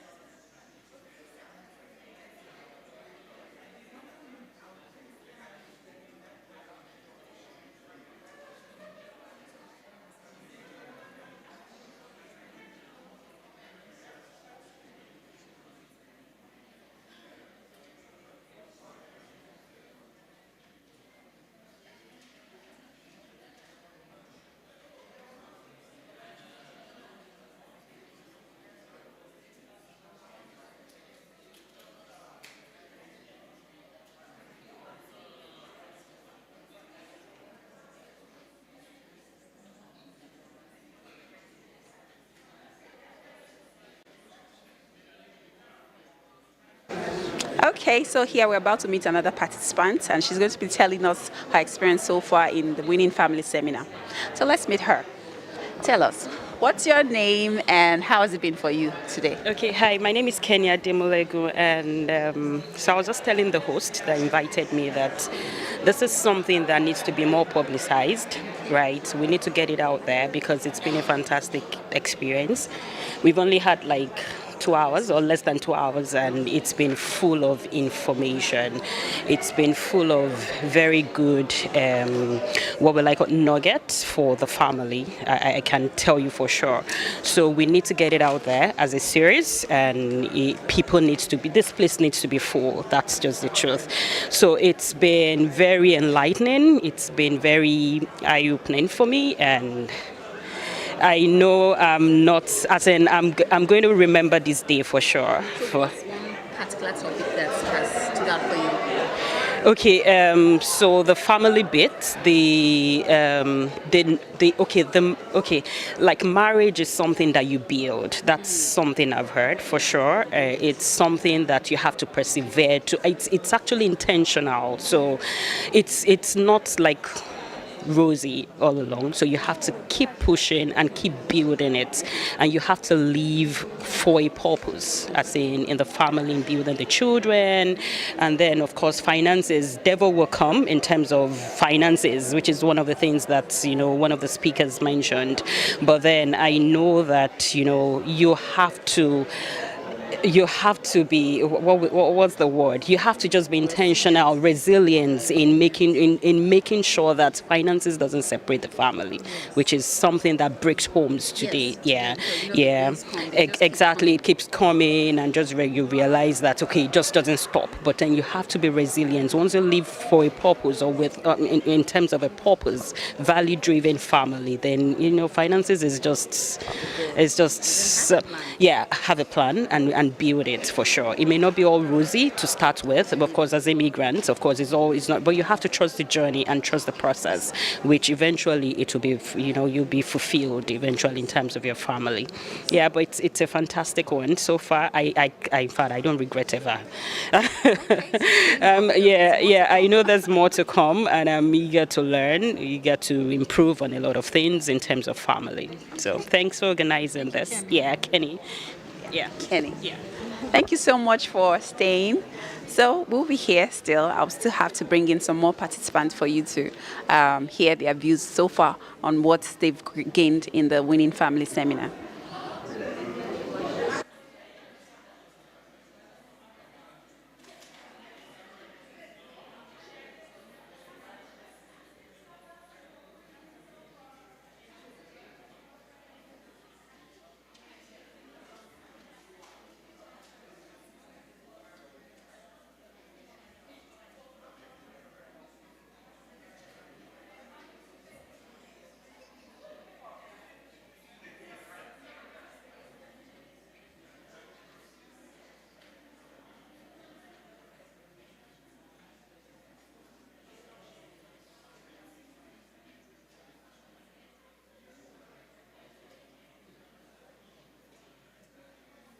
Welcome back. This is me again, interviewing some of the participants in today's Winning Family, and they're going to be telling us more too about what they've learned so far.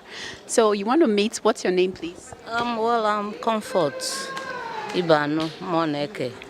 I came all the way from Nigeria to my sister's house, Faith Ogochukwu Moneko Kadike, for the daughter's wedding, and I'm spending my vacation.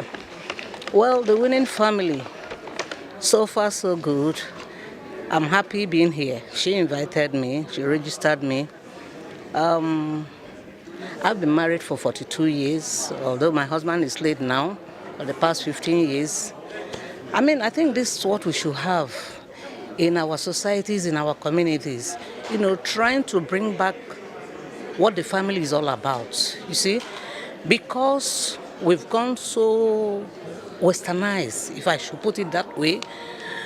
A lot of things are being taken away from our homes and our culture. We are brought up in the way that, we learn to, we should, no matter what you see, like here I had perseverance, learn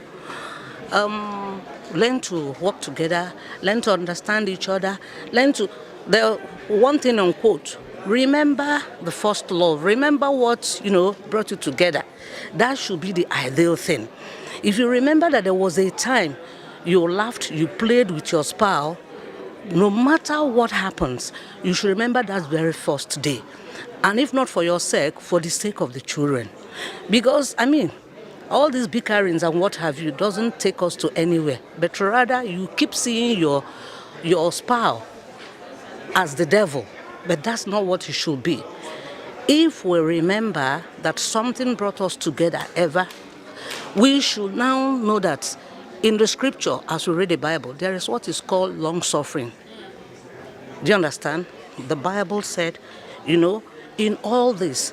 So if we remember that these things are there, we should now learn to accommodate each other, no matter what. I mean, like they keep saying, the fight or whatever will not last forever. It's just for a time. And if you understand that it's just for a time, all you need to do is try as much as possible to stomach, try to forgive, it's not easy. Marriage is not easy. I keep telling people, marriage is a ministry, mostly for we the women, because we are the ones that build the home. Irrespective of whatever, no matter the education, no matter, we give in most. I tell my daughters, a woman gives in most. If you want your home to be if you want your family to be an exemplary one, a winning one, you should try as much as possible, you know, to, I mean, we have a conductor, you know, our, how do I put it now? Our shock absorber, it's more than that of the men. So we should learn as much as possible, no matter what is happening, the mothers, we should learn to trample low. We should learn to, you know, because you're the one that spends most of the time with these kids.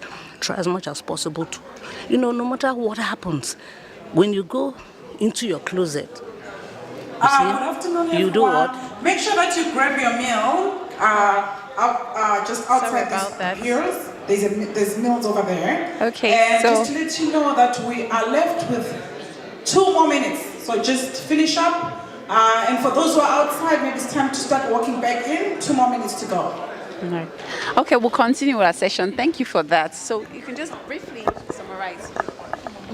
You have anything to say? Yeah, my name is Elizabeth. I really want to say that I wish I had this opportunity and I wouldn't have been struggling with my strengths to enjoy my marriage. Keep up, winning family. You're doing a nice job. Thank you so much. Okay.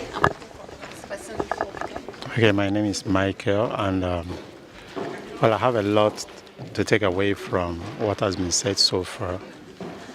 For me, the most important thing to say is that you need to tolerate and understand the difference in your spouse. I think by December we'll make it my 27th year of being married, and well, we've gone through a lot, but we've been together because I think earlier God gave me understanding of that, but not perfectly. But with what I've had, I'm learning a lot. Thank you. Stay tuned for the next session. Okay, I think that's all we have for now because we're about to go back to the main room. Thank you. We'll be back.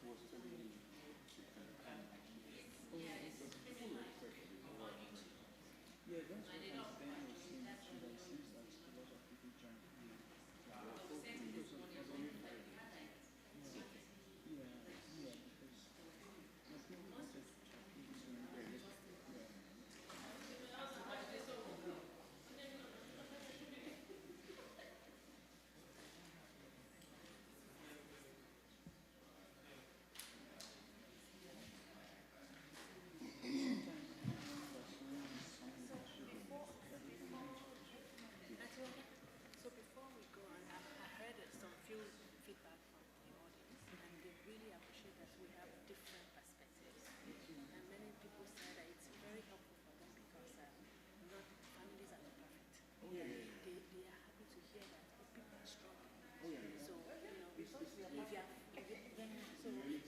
why I said all the greetings is not good. Anybody that sees Dr. Suleiman and say, hey, Dr. Suleiman, see my husband, he said, it's fake. Serious fake. So yeah, so I think they enjoy the vulnerability, being truth, yeah, the vulnerability is very important. So many times when I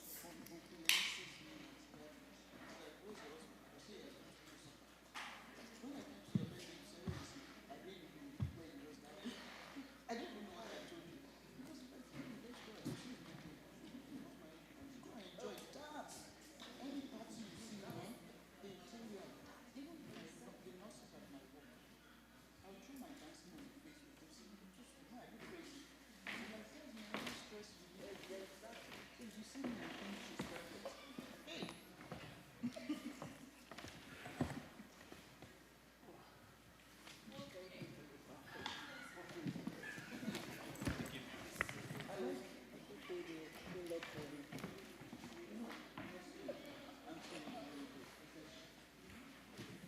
Okay. Thank you, everyone. I hope everyone was able to grab a meal and you were able to chat with someone. So we are back with the panelists and we will be asking them a few questions. So this is where we get to the meat of this event. If you know anybody that is meant to, you think they should be part of this event and they are not here, shoot them a text, they can still make it. The whole of Halifax, HRM is about 15 minutes drive, right? Or 20 minutes, so. Not now. Not now, right? Oh, okay, not now, but the ones that can make it in 15 minutes, that's fine. And I also want to say that this event is streaming live on YouTube, so you might want to share the link with your friends and families that you think should be part of this event. So thank you so much. So I'm going to go right into my questioning. And the first question I have is really foundational. And I'm hoping that all the speakers will be able to contribute to this. After which I would go more directly to your area of expertise. But please feel free to jump in at any time if you have any thoughts around the question I ask a particular speaker. The question I have here is, immigration can sometimes put stress on families due to the changes and uncertainties that it brings. What are some effective ways to manage stress, to maintain open communication within the family during this transition? This is a question that came from all corners, from the community, from churches, from mosques, from everywhere. How do you manage the stress? How do you maintain open communication during this transition? Anybody wants to volunteer to go first? Okay, and there's Mike just beside. Okay. Thank you. Okay, thank you. As the moderator said, immigration and transition can be very, very stressful. And I think it can be extremely stressful depending on the purpose of the immigration. So, for instance, if immigration was forced on an individual, the more likely that it's going to be extremely difficult for them to go through the process of acculturation. But if immigration was something that was actually planned, that you actually wanted yourself, you still are going to go through a significant amount of stress, but at least you might be able to navigate when you get to your the country wherever you decided to immigrate to. So some of the strategies that I think are really important that can help us to tolerate and navigate all of the stressors of immigration. Like I said in my opening comment, social support, and this is not coming from me, this is coming from the literature. Social support is the most important is the most important factor in mitigating stress. And when I say social support, I'm not saying it in the context of, you come to a host country and you just meet people that are going to help you and that are going to be your community. I think what I'm trying to say is that either prior to immigrating or when you have immigrated, it is very important to try and understand what are the resources that are available within that host society. I know in Nova Scotia there's ISANS. Chidi talked about ISANS, Immigration Services Association of Nova Scotia. They have a lot of resources to help families to integrate into their host community. So social support is very important. If you can find people within your co-nationals, it also has been found to be really helpful in helping to reduce that stress that immigration brings about. Also, another factor that can help to mitigate stress is actually having intercultural identity and, a sense of your own. And what do I mean by intercultural identity? So when we're moving from our own country, we have our own culture, values that we have been raised with and that our culture imbibes in us. And when we get to a different country, the host country, they also have cultures, norms, different acts and laws that we have to abide by. So sometimes it's very difficult when we're going through that process to try and understand, what are the values that we're going to hold on to from our own culture and what are the values that we're going to hold on to from the host culture. So sometimes we can get into something called identity crisis, and then we're kind of at a loss as to what to do. And so understanding and navigating that identity crisis as well has been found to be really helpful to get people to manage stress. And I know we all have different faiths and beliefs, but also identifying your faith and places of worship where you can actually meet community and have that support. I keep going back to that support. It's very important. Also ensuring that you have a peaceful environment. It's very important that we are specific about where we choose to live in, like an appropriate. I don't want to say any area is not appropriate, but you want to be sure that you live in an area that is safe, because if you have kids, you want them to mingle in an area that is safe and devoid of, there's always going to be peer pressure, but you want your kids to mingle with other kids that have values and culturally appropriate beliefs. I think I'm going to stop there. Thank you very much. But I just want to say something to what you said about purpose. So can you speak more about what you mean by knowing the purpose of why you have moved to Canada? Because it ties really well to what Chidi said about what brought you to Canada. So one of the things that has been coming up again is, this is not my idea. A partner saying to the other, this is not my idea. So you deal with the problem. So what would you say to someone, saying that in terms of, I didn't bring us here? Yeah, so the reason I say that is that the literature really talks about whether people were forced to immigrate or whether people immigrated out of their own volition. So if you have been forced to immigrate, there's something called acculturation stress. Right. The people that were forced to immigrate have a lot of acculturation stress that can ultimately lead them to developing anxiety, depression, and other significant mental health issues. And if you actually immigrated out of your own volition, this was something you planned, then you're more like, everyone that immigrates, don't get me wrong, goes through an acculturation stress. But how you mitigate that acculturation stress is a lot easier if that immigration was out of your own volition, if you actually planned it. So if one of the couple is saying, I was forced here, most likely they're going to have a more challenging route to recovery. Right, okay. Thank you very much. I'll pass, Uncle Yemi has something to share. Thank you very much. I want to look at stress from a different perspective. For me, stress has nothing to do with immigration. Stress is part of life. Stress relates to failure or success.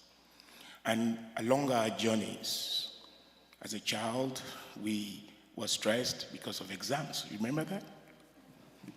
We were stressed because our parents were stressful. As a staff in an environment, you're stressed because you want to achieve success.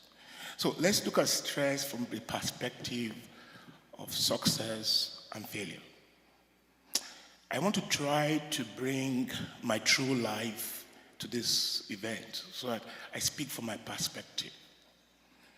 When last was I stressed? Yesterday. But one thing that I want us to understand is, how do we diffuse stress? Some people, again, what are the causative events that leads to stress? Relationship, too much of love, too much of hate, lack of love, lack of confidence, thinking too much, not thinking at all. But one thing is, if we have a purpose and we can plan around our purpose, maybe we can permeate some few things that would cause stress. Finance would cause stress. I keep going back to finance. So many things would cause stress. So let's look at how can we diffuse stress. And my sister here would allude to the fact that when you use substance like drinking, drugs, to diffuse stress, you're increasing your stress. So as a family, teach your children, teach yourself, teach your wife that you can reduce stress in other ways. Do not apply. There may be times, if you have a flu, the doctors will give you the type of drugs that I'm talking about is not the drug that diffuses stress. The doctors will give you the right thing to help you. But when we apply a device, especially men, I'm a man, that think, oh, I'm stressful, let me go and have a drink or 2 or 3, and then you feel, you just go and sleep. That stress is still there. It doesn't help you. So one of the simple ways to diffuse stress is through breathing. So I'm going to try and tell you to do me a favor here, because some people are here stressed. So just breathe in deeply and breathe out with your mouth. It's an exercise that has helped me diffuse stress. That's one. We're going to do it again. Breathe in, breathe out. Enjoy it. The second thing that helps me to diffuse stress is sports, swim. What do I like to do? Where do swim, exercise, go to the gym? And this is true.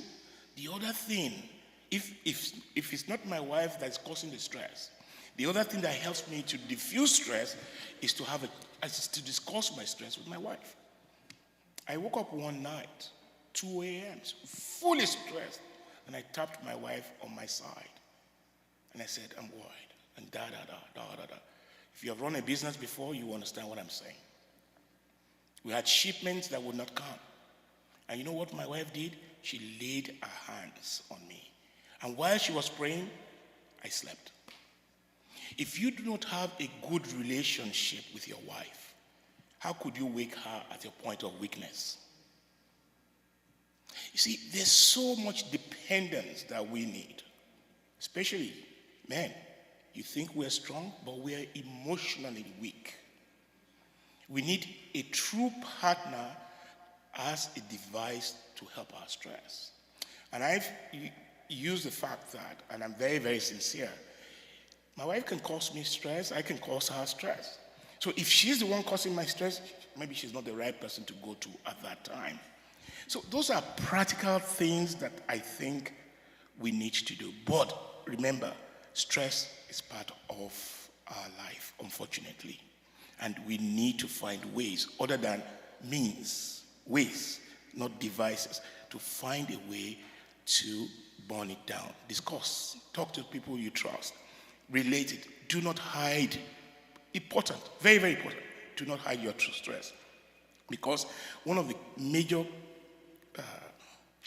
things that can kill you easily, I'm sure, is stress. It goes from nothing to something. So please, that's a good question. We need to find ways to diffuse stress. Thank you.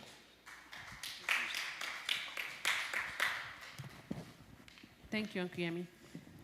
Chidi was, then after Chidi, I'll go to Auntie Tony and then Mr. Sasere. Yeah. Okay. Apart from social support and stress that already been said, I want to talk about work-life balance. Work-life balance is some of the stuff that give stress. I want to use myself as an example. When I came to Canada, I was doing 3 jobs. I was full-time in school. As a Nigerian, you want to come here and you do car business. I will also be running around buying cars and send them back. I have a family. So all this contributed to what Mr. Yomi Mr. Akindoju talk about stress. Now, social support, yes, I do have social support. But then, I'm still being stressed. So, Mr. Akindoju was able to talk to the wife because he had a wife. What of someone that doesn't have a wife? Who will you talk to? So that is the need why, if you are working, if you have what they call employment assistance program, use it. We have people in private practice with us here. We have therapists who you can talk to. If you're not able to pay, you can also talk to a community member. Is talking to someone. Our people doesn't like seeing a therapist. They don't like going to therapy because they feel when you talk to someone, the person will share your problem. You know, so you can meet trained therapists. If you can be able to pay for it, pay for it. Also, like Dr. Salami said, there are immigration agencies that you can go to for initial contact to be able to understand, you know, your stress. We have YMC Employment Center, we have ISAN. Those agencies, they have case managers who you can also talk to. We also have community resources that you can go to. There are resources going around that you can look up to. So if you feel stressed in terms of finance, you know who to go. If you feel stressed in terms of health, you know who to go. Thank you. Thank you.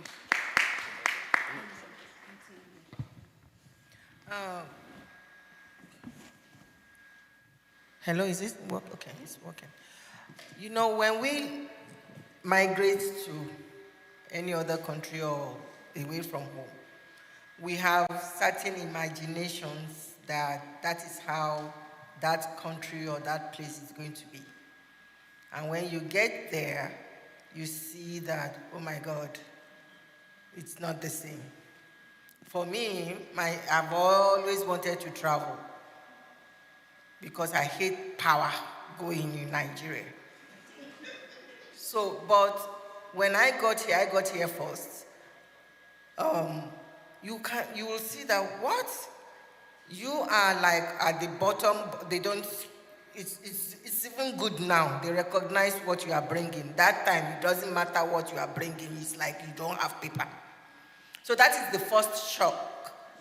And then when your husband joins you, you know, a husband that has been the head of the house at home and he's this, he's that, and he finds himself that he's like second, because I came here first, looks and the truth is the children will follow whoever it is that is earning money first. So, because they came, my name was on everything initially. And of course, the children will go to wherever the money is coming from. So that brings a lot of stress to men, especially.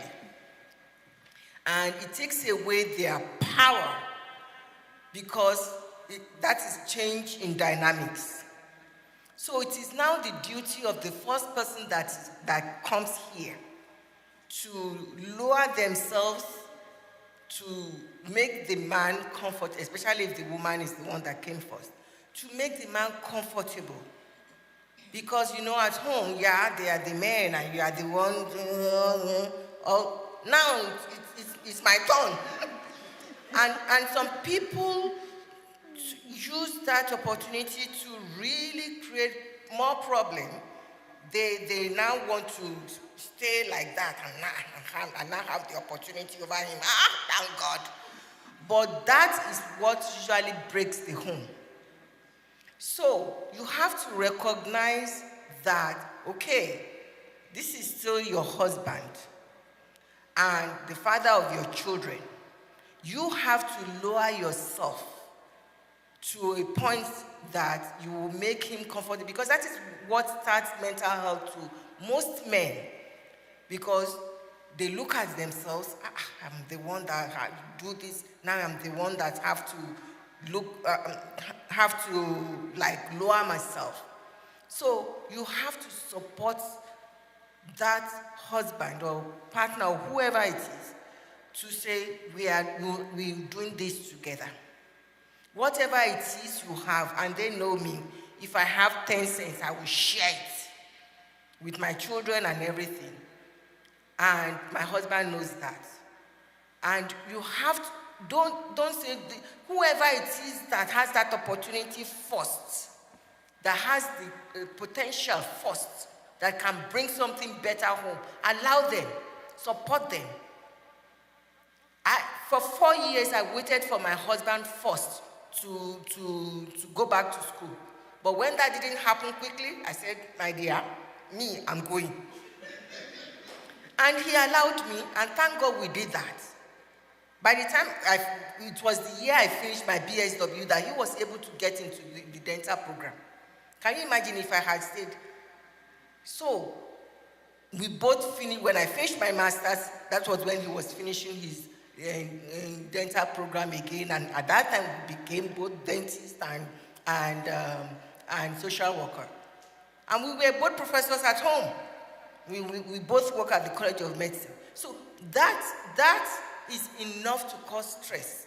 Now, my brother has said a lot about, I think you should become a therapist, because he talked about, because I'm a therapist, the first thing I do is to teach how to breathe, because we all breathe, but when you take extra time to breathe in, hold it, and breathe out,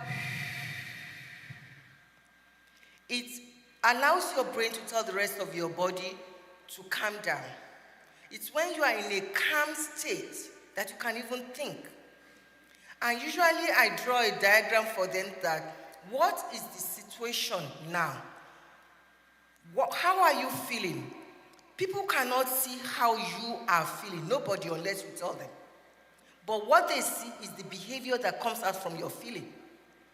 So I go down to like a primary school level, because I see 5-year-old, 6-year-old, because of reaction to divorce or separation. And they have to understand what it is. So I will tell them, now tell me exactly what is happening. We will write it down. Are you feeling sad? Are you feeling this? Are you feeling that? Yeah, okay. When you are feeling like that, nobody knows, because it's in your thoughts. So I will describe their inner thoughts. I will tell them, let's describe your inner thoughts. Let's see it like a balloon. B-A-L-O-O-N. I keep spelling because I don't want anybody to tell me I can't hear your accent. So balloon that can inflate. And let's take each thing that you have told me that you are feeling inside because of a situation. First of all, we'll identify what the situation is. It can be financial, it can be work stress, it can be relationship, it can be problem in school, it can be anything. So with that situation, how really are you feeling? Because the people around you can't see how you are feeling. They don't know your thought unless you tell them. I will tell them, okay, let's describe each of your feeling like a big stone. Right. And if you do not tell anybody, because you don't want them to be, you don't want, I mean, you are the type that doesn't talk, and you keep pushing it in. You are sad, you push it in. You are angry, you push it in. You are upset, you push it in. You are overwhelmed, you push it in. As you are pushing it in, your balloon keeps increasing, expanding. One day, it might be just a friend or your husband or your wife or your child that will say one small insignificant thing. It's very insignificant. And I will describe that like a small stone. And when that incident happens and you just throw it inside, your balloon gets busted. And once it got busted, that is the breaking point. And that is when your behavior will come out. And the behavior is what they will see, and that is what they will judge you with. And the behavior can be in form of crime. It can be in form of you withdrawing. It can be in form of you being cranky or sad or not being able to sleep or whatever. And when that happens, especially crankiness or when you shout on your child or your husband or your co-worker, they will only see that, what did we say now? What did we just say? Because the incident that when your balloon got broken really was small. And they will see you as a cranky woman or a cranky man. And they will judge you by that. And when they judge you by that, you will look at them. Can't they see all that I have been bellied? No, my dear, they don't. Unless you tell somebody. So the solution to that is, I usually tell them, do not just load your balloon. Avoid loading. And how can you do that? First of all, you breathe. You drink water, you breathe. You talk to somebody. Maybe your mom, maybe your friend that you trust, about exactly what's going on inside you. By that, you are not loading your balloon. Or you write down so that you can sit down and reflect on that. By that, you are not loading your balloon. And when you are that, instead of using you, when you are able to do that, that's when you can think. That's when you are able to say, okay, this is happening in my life. What is my goal?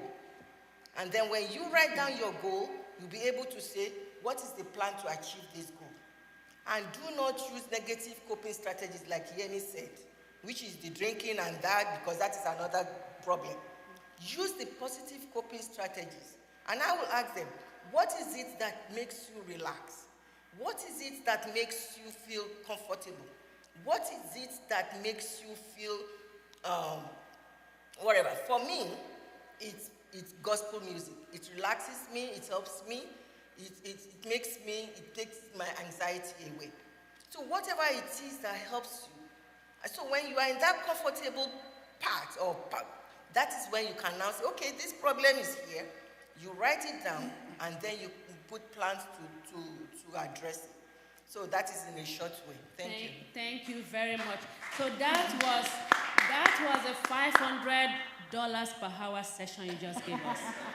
Yes, those who don't like to see therapists, that's what they do, right? And thank you so much, Auntie, because we have all learned a lot from that. Stress comes from diverse places, immigration, but how do we manage it in a positive way? Stress is part of life, but how do we manage it in a positive way so that we don't let our balloons blow up to the point that even a hello will blow it up for you, right? A single hello will just, oh, why is she talking to me that way? No, it's because there's a balloon that you have not taken care of.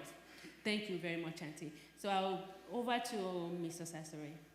Thank you very much. I think we've said a lot. Just wanted to bring in another aspect. I will use my own experience as an example.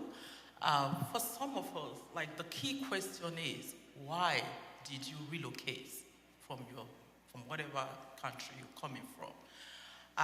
The purpose of your relocation or the purpose of your migration, whatever it is what will fuel you even in the most stressful times.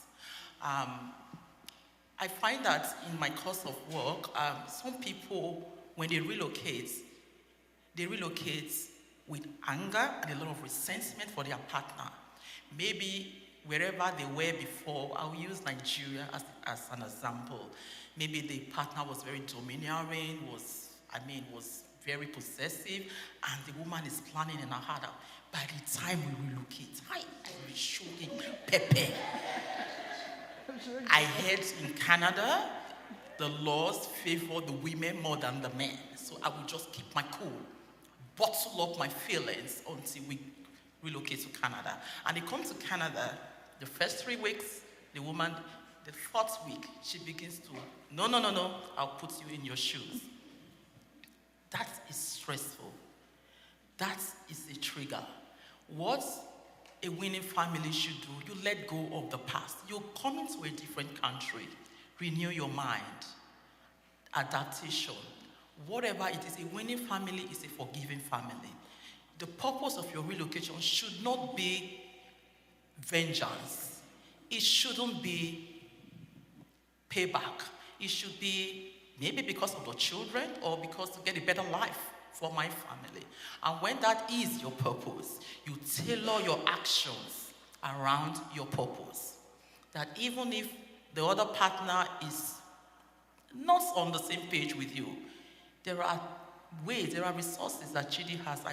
There are resources you could avail of to make the wrong right. And secondly, I also want to say different cultures.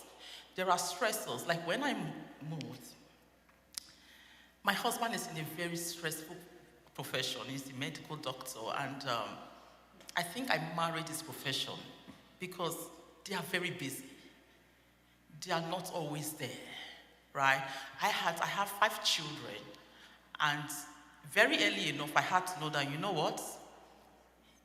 You are almost on your own when it comes to hands-on with parenting. He goes out in the morning, sometimes he comes back late at night, sometimes at night he's being called again. You need to ask yourself, oh my goodness, you don't have a life at all? So if at the very stage, I just knew that, I have to make do with what I have. And we were able to compromise. The times, take time off, and during that time off, we make it work. We'll make it work. So one thing again that could be stress related is your work. Don't forget to ask for help. Therapy is not a crime. Division of labor is also there. If you have time, can you drop the kids off? If you have time, can you chip in this? Don't forget to ask for. You're not a superwoman, you're not a superman. Don't forget to ask for help. There are coping strategies as well. For me, one of my coping strategies is my faith. I listen to gospel messages. I listen to gospel music. I distress a lot through that. When I hear gospel messages, I'm lifted and I'm able to go for what I want to go for. So there are different coping strategies. What works for me may not work for you. You have to tailor your options to your own family unit. And again, somebody mentions networking and social support. I find that also as a stressor. In a way, you could go to a friend's house and the husband is washing dishes. And you ask yourself, is this not a man? Why is Nwokolo not washing dishes for me? Or the friend tells you, oh, I'm going to Paris, I have a Chanel bag, and begin to feel that, oh, I think I'm very disadvantaged. And you go back home, and your husband just says something different. You say, no, please hold it. Your mates are washing dishes. Your mates are buying Chanel bags for their wives. Again, what works for A may not work for B. Different families, different goals, and different values. There is no perfection out there. Do not compare your spouse. That can be a stress. Do not compare your spouse. Appreciate, offer, express your appreciation. Recognize his strengths, recognize her strengths. Admit you married the whole package. You did not just marry the strengths, you also married the weakness. And find a middle ground. Find something you both enjoy and do it together as often as possible. For me, we have dating nights, no kids, just me and my husband. You know, things like that. We watch movies. So find something you both enjoy and keep that fire, keep that passion. Don't be passive, be active. Marriage is work. Thank you. Thank you. It looks like Imam Yafa, you wanted to add something. I saw you nod, so. Yeah, I would add a little bit. Yeah. Thank you. Yeah. Okay. Thank you very much, Rosemary. And I think I'm only saying some few things because I think I just want to put together what I've learned listening. Firstly, I believe, Mr. Ayemi, that there is a level of stress with immigration. Stress is part of life, but when somebody moves from one environment to the other, there is one level there that is an unusual one, and we have to take that into consideration. Actually, what came to my mind when I was listening is I wish this is said to folks before they come here, right? Because we're talking about immigration stress, or in the first days when they're here, so we can really mitigate the danger of falling into trouble in family and in conflict with Chidi, right? Because once people get this information, it helps them. Because this is what is missing when we come here newly. So the culture shock, it's emotional and physical changes that happen to you when you move. Those ones, you cannot avoid them because you're coming to a new environment. And sometimes you doubt your own culture because the culture you meet is so overwhelming, and it makes people to compromise their own and try to fit in. And it's very, very frustrating because you're leaving something and moving to something else. And in the Muslim community, I've seen it in the form of women throwing their hijab, or men not wanting to go to the mosque because if that religion is not accepted here and I want to fit in, so the shock is getting them to that level. So it's very, very important to recognize it. And for men, I'm taking from my experience, is the pressure to earn. Because before coming here, I was the one who was providing for my family. And now I came here, like women have easier inroads to get to anything, and the man is waiting, when can I start providing for my family? And it causes some complex there, especially with African men, because the African man is under this extreme pressure from the moment of reaching puberty to provide for mother, for father, for wife, for children, for your uncles, for your auntie.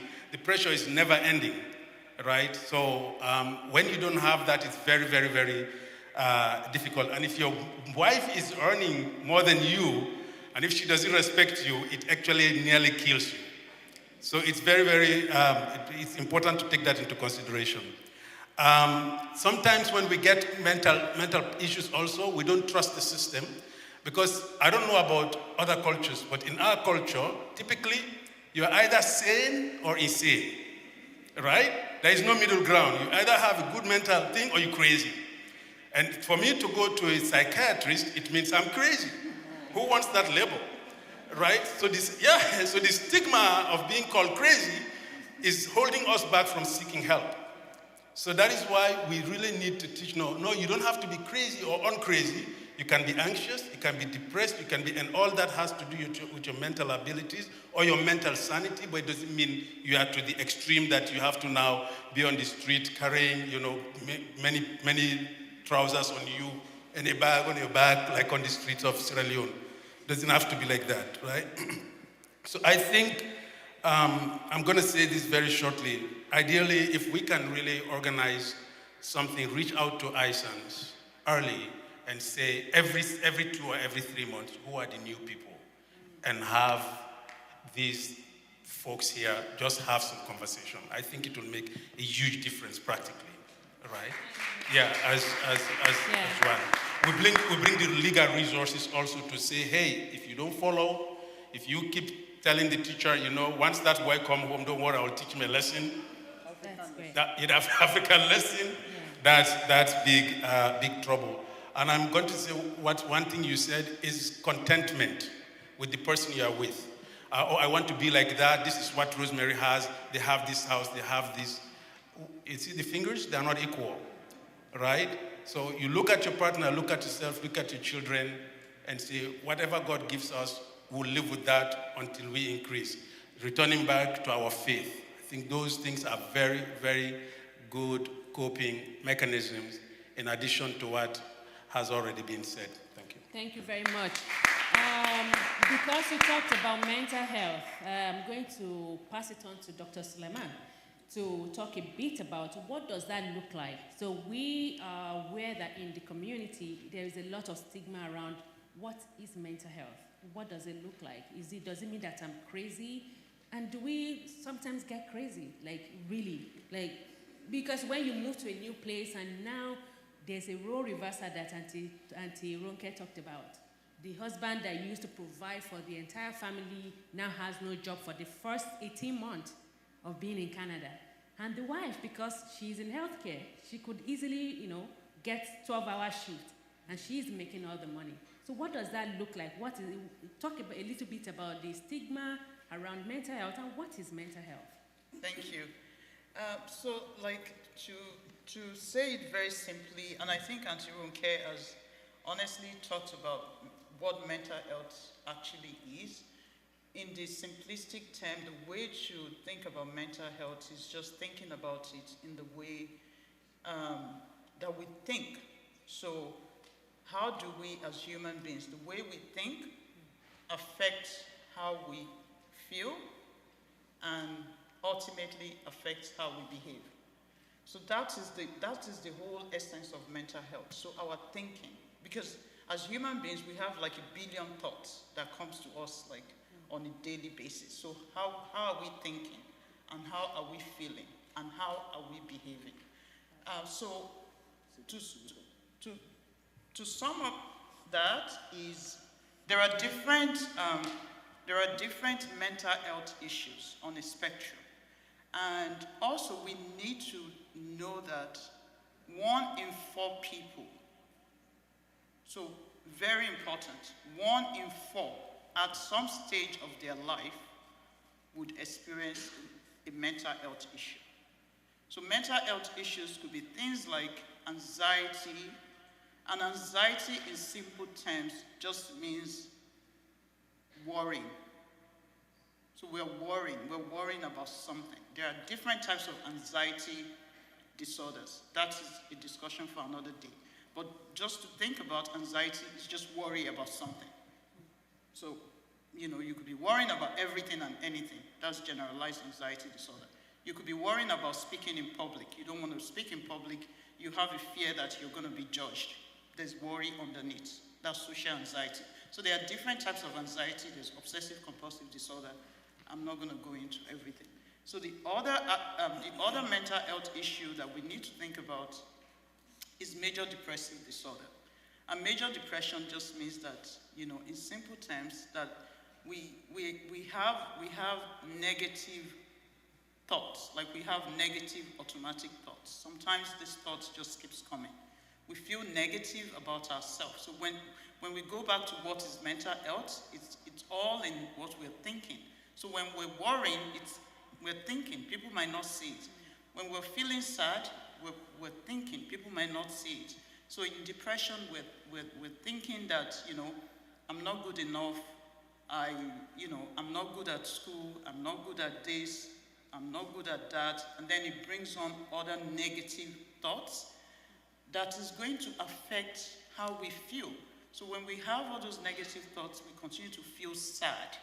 We feel sad and we just want to be in bed. We don't want to get up in the morning. It's very difficult to get out of bed. There's something called laden paralysis in psychiatry where you're actually feeling sad and your whole body feels like stick and you can't get out of bed. And you're literally stuck in bed, you can't get out. You don't have motivation to do anything. You feel really tired in the morning. Then there's sleep issues, very important.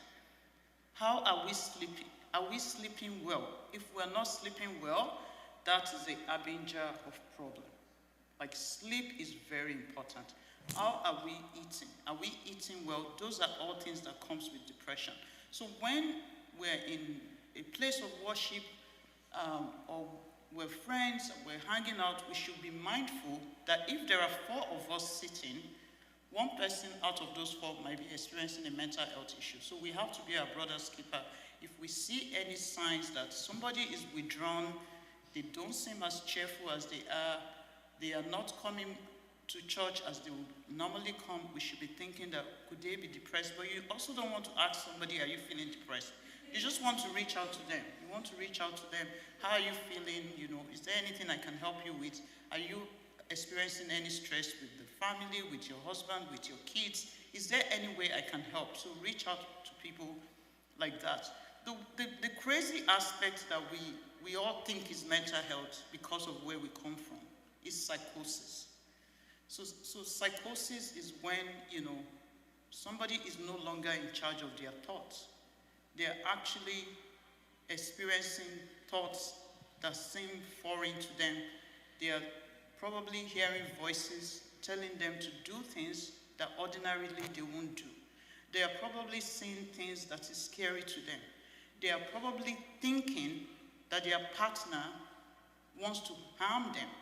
So in return, if this person is experiencing that their partner is going to harm them, then they might decide to take a knife and stab the person.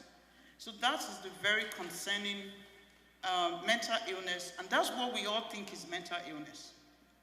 The psychosis is what we see back at home in Africa. We see people on the streets walking around. They are no longer, the simple way is that they're out of touch with reality. They are no longer in control of their thoughts. They are no longer in control of their feelings. They are no longer in control of their behavior. So that is the height of it. But before people get there are also warning signs when people are psychotic. They might start behaving, you know, they start neglecting how they look. They might start behaving erratically. They might start saying things that are suspicious, like saying, for instance, my husband is trying to kill me, or my neighbor is looking at me in a particular way. Or they sit in their living room and they start pulling curtains and they're like, somebody is looking, somebody is looking. So those are warning signs that somebody might be experiencing a psychotic illness. For youth and children, it's very important for parents to be mindful that psychosis starts around the age of, you know, sometimes 13, 19, between 13 years and 19 years. And cannabis and other substances has been associated with an increased risk of psychosis. So we want to be mindful that the brain of a young person is developing. And it's not fully developed until 25 years of age. So you can imagine when they start using substance, cannabis, cocaine, or what have you, at the age of 13, they're already doing a lot of damage to the brain.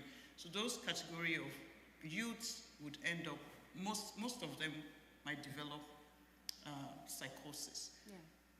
So to sum it up, there are other mental health issues like post-traumatic stress disorder, ADHD, attention deficit hyperactivity disorder, and this is very important. ADHD is something very important, and that is one mental health issue in psychiatry that, you know, we have 90% success rate with treatment.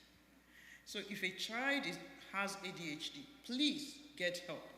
If the teacher of your child tells you your child is hyperactive, they can't sit still in class, they are the ones jumping around in class, they are hitting the other kids, I know sometimes it's easy for us to jump on the racism wagon, but listen to the cues and look at your child at home. And ADHD doesn't present in one setting. If it's presenting like that in school, it's probably happening at home. So if the teachers of your child, I've told you, we see these signs, please get them help. And when I say get them help, there's a lot of stigma around mental illness. The other way we can think about it is when we have hypertension or when we have diabetes, we don't talk about stigma. We go and get help. So mental illness is about, chemicals in the brain that are insufficient, and the medications help to correct the insufficiency. So like in hypertension, like in diabetes, insulin sometimes is the issue. Sometimes it's the fact that the receptors in the pancreas cannot even pick up, that the body has enough insulin. So why do we go to the doctor when we have diabetes and hypertension? So the way we think about physical illnesses, diabetes, hypertension, thyroid diseases, migraine headaches, is the way we should think about mental health. I would say to you that there were stages during my own time when I immigrated from Nigeria to Dublin that I started to feel anxious and I started to feel depressed. And I tell people that I took antidepressants. There's no shame in that. I tell my patients, I'm like, if you see me and you think I'm perfect, I have been on an antidepressant. What's the stigma in that? There's no stigma. It's just whatever we've come with from home. But I think shining the light on the different mental health issues and what mental health is all about would help us to understand that, whenever the most important thing is if we're not sleeping well, if we're not eating well, if we feel like, we don't want to go out and do the things that we're used to doing, most of the time people with mental health issues themselves might not see that they are experiencing issues. It's now left for the partner or the neighbors or the other community members to reach out to those people and offer help and tell them that it's okay to feel anxious, it's okay to feel sad. It's not a crime. There should be no stigma to mental health because there's a chemical imbalance going on, just like any other medical issue that we all seek help for. Yeah. Thank you very much. And what you've described seems like something we see every day, like somebody worrying about things. So it doesn't sound like it's out there. What you've described about mental health, it's something that is very close to most people, like we see every day, like people being sad, getting worried. But I think one of the things I've seen in my own practice is that so coming from Nigeria, we have no name for those things.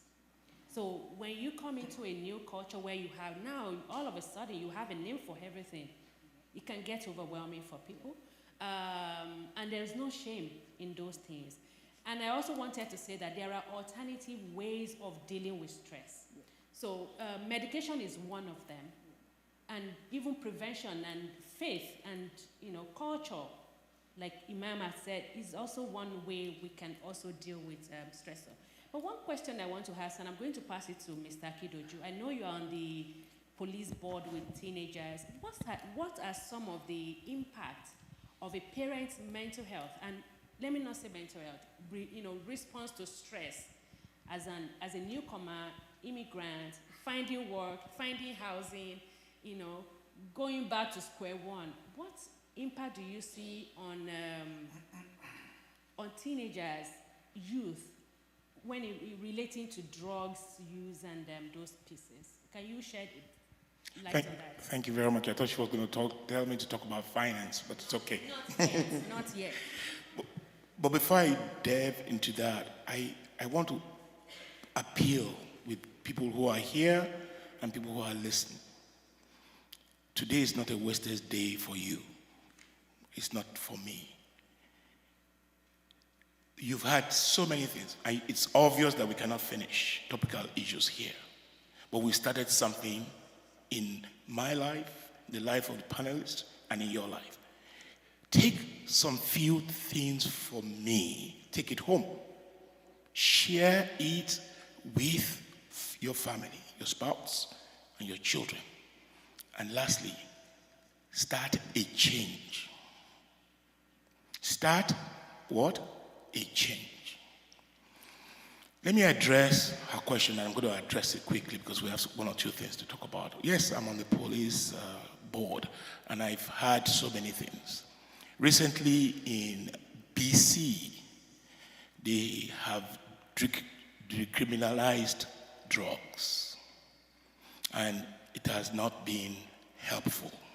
It's in fact worse. I think it was Obama that said, if you wait for government or only the community to build your child, you're wasting time.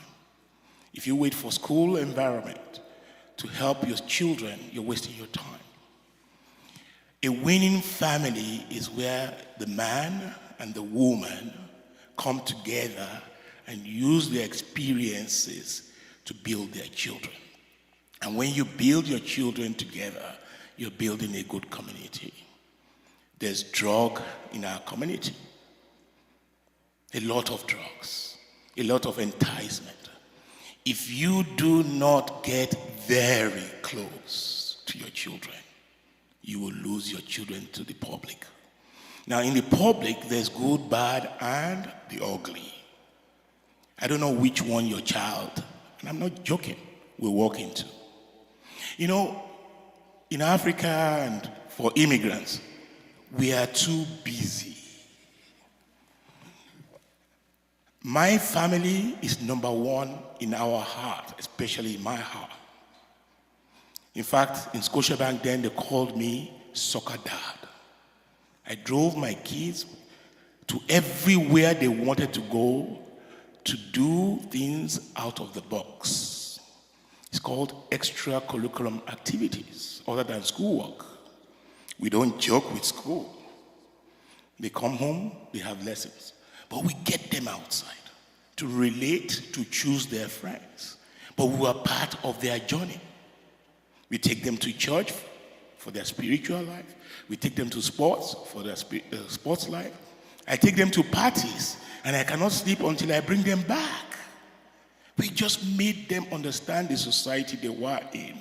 But you know what? We shared our stories with them, either eating together, watching TV together, doing things together. In summary, please, you know a lot of arguments go loud or whatever. The kids listen to you. Do not be part of your children's life in Canada. There are no housemaids and cooks and grandmoms and to help you. It is you. Don't run after everything and leave the kids alone, because then you are opening them to run after what? Everything. So I think just because of time, that speaks a lot to it. In decriminalizing drugs in BC, it has led to a lot of deaths, more deaths because of overdose, and it's led to mental issues. She said it all. It was announced 3 days ago, I heard it on the news, that cannabis with use for children is causing a lot of trouble. She said 25.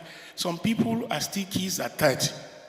So you may be 35 and that is not working in your brain. And it will lead to other things.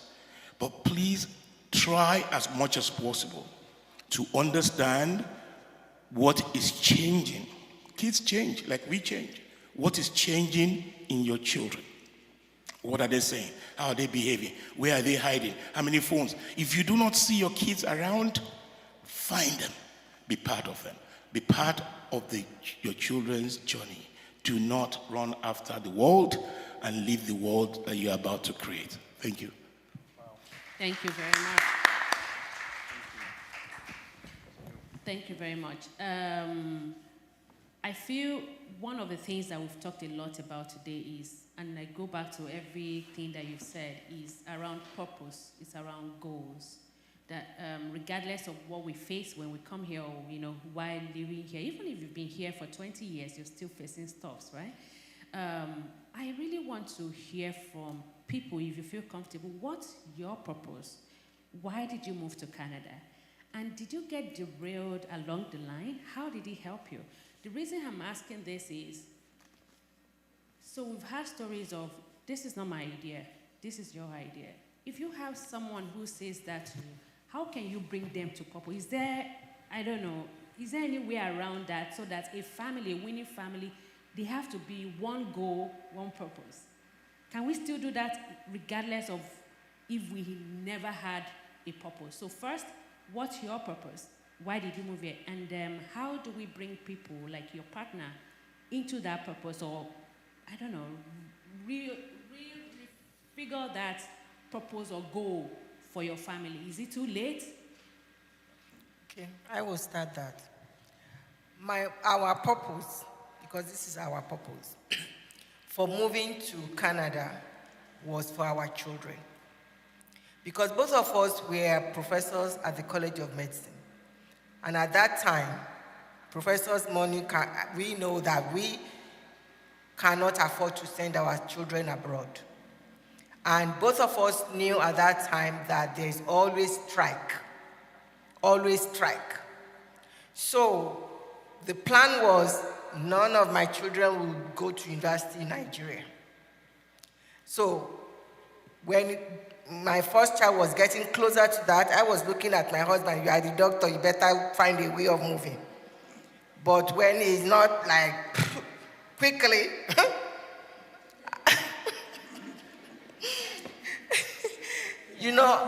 I talk. He is the quiet one. When I want something, I want it. So I was friendly to his colleagues, the young ones who are dentists. I will talk to them. How can we get to Canada? Canada, I didn't even know where Canada was. My brain was US. How can we go abroad?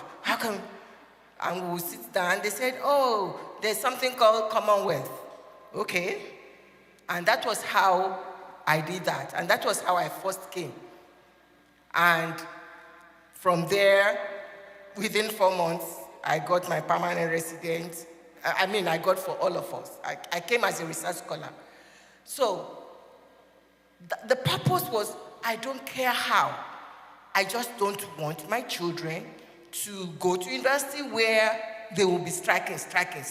Right. So for you, Auntie Ronke, it's about the children. It's about the children. And has that kept you kept your family going for that long? Exactly. Okay, fantastic. So family and your kids' future is the reason why you are here. Yep. Okay. Anybody else want to jump in? Why did you move to Canada? Everybody, is it for the children? Okay, so this is what we've heard a lot. If I ask the audience, why did you move to Canada? Why did you choose to stay? I have something a little bit different. Money. Money. Combination of children and security. Fantastic. So I grew up having a lot of responsibility, and I wanted somewhere where I can get money to take care of all of that. Seriously, right? Including my children. So now we have. I think for me, honestly, when I finished medical school, I did my internship in Abuja at Gwagwalada Hospital in Abuja. But for me, relocating was not primarily for my children. It wasn't that. For me, it was I could not stand the injustice in the system. Right. When I did my internship for 1 year in Abuja, I was crying every day when I went to work. And I was contributing my salary to buy medications for sick children who were dying from malaria. Yes. And that was 23 years ago. So you can imagine. So I told myself, either if I lived in Nigeria, I wasn't going to practice as a doctor, or I go abroad and practice in a system. I don't know if that was selfish, but I could not stand the Oh injustice. no, in this. you are being truthful, and that's what I'm really looking for. Thank you. So I'm going to be very clear. I hear a lot of people talk about for my children, but the three main reasons why we moved. At a very young age, we were both very successful. We had drivers. I was a general manager of a bank, so there was no need to move. But we moved for one, I'll tell you the three reasons. One, security. We were attacked by armed robbers. The past, we were living together with a friend. He's the past MD of Zenith Bank. Our security man who had nothing, we were two bankers living together. Our security guard was shot dead that day. That we saw something that we couldn't. We were young. And we moved to Ikoyi immediately after that, but we couldn't sleep. So one, security was an issue. My wife made up her mind and said, we are leaving. Where? We weren't sure. Second reason for moving was that we could afford at that time to send our kids to the university when you talk about purpose. But my wife said, not me, she said to this family that I will not live here in Lagos and our kids study abroad. Right. These kids will leave us probably at 18. I will want to be with them. Now, in that purpose, I would not live without my wife. I won't survive. Yeah. So that was the second reason, Yeah. because of education. And the third reason was that we thought that the opportunity that we both had at that time was of God. You may have studied all the things. It just happens that we were there at that time, very successful in terms of our careers. But would our kids be successful? And we saw quickly that it was better for my dad in those days, and things were really changing. So we thought to seek an environment that was empowering. So those were the three major reasons why we moved, and it's driven by that goal and that purpose. Thank you. So safety or security, as you mentioned, also education was it, and the third one was empowerment, as in terms of God. Yes, Chidi, do you want to add anything? For me, I came to Canada to reunite with my spouse. She was already here before I came. So I came down here and I knew that the education I have in Nigeria, I cannot do anything with it here. I have to go back to school. Right. Yeah, and also I hear everyone here came to Canada in one way or the other because of their kids. There's just this question family usually asks me, at what point can I leave my child alone at home? There's no literature in Nova Scotia to tell this thing, but I took it to the management. They said there's no specific time a parent can leave a child home. And the only time you're allowed to leave your child at home alone is when you must make sure that your child understands the safety of the home. Your child is able to contact you if there is fire hazard in the house. Your child is able to call the cops if there are fire hazard. You could have a 22-year-old child who is autistic. You can't leave him at home alone. You can have an 8-year-old child who doesn't have any mental health issue. You can have a 12-year-old child who doesn't have any mental health issue, and he or her must have done babysitter's training. They're able to parent, or they're able to do some few hours with their sibling before mom and dad come back home. And there are also some of us, within our community, they will go for night shift, they will leave their 10-year-old child and other sibling at home. They will go home, they will start discussing with their colleague, my child is alone at home, and before you know it, child protection occurred. So irrespective of whatever is your purpose of coming, always make sure that the family front is being taken care of. Thank you. Thank you very much. Okay. And I thank you very much. And I asked that question because I wanted the audience to think about why we moved to Canada. Because from everything I've heard, because the going is going to get tough. It's part of life. Even if you've moved here 20 years, something might happen. We've had cases of people having those issues in families, being in marriage for 20, 30 years, and people are just pushing things down. So, but one thing is the purpose or the values are very important. So something to take away is, why did I move here? And we've heard a lot of, I moved here because of the children. If that is it, that's fine. If it's for the money, it's also fine. If it's for security, that's fine. But at the end of the day, we want to keep to what Chidi said. Because of the culture we are in, the family, the child has to be taken care of. Like, we have to be mindful. And for those who said, I moved there for the children, we have to really think about that very well. Did I move here because of the children? Really?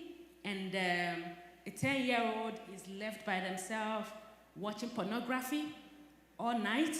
We have to really think about that. And I don't go, this is no judgment space. This is not a question. And the panelists also know this is not me and we against, no, we are all in this together. So we have to think about those values and those purposes really, really well.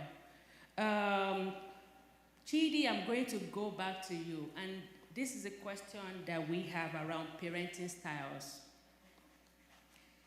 So parenting styles often varies across culture. In some culture, it's okay to spank. In some culture, maybe not. We move from different culture into a Canadian society. How can immigrant families strike a balance between preserving cultural values, which all of you have alluded to, that it's very important in maintaining a winning family? But how can you balance that and adapting to the parenting norms in Canada? That's a huge one. As regard to spanking, this year's where I work, zero physical discipline. That is what we preach for kids, because if your child come to school and tell anyone that my parents spanked me, we will investigate. We want to know, was the spanking under or open, and was it under the pant or above the pant? How does it happen? Were there any bruises? We have to ask those questions. And once you have a file open for under child protection in these years, once you have one file open, we will not be intrusive at that point, because we look at history.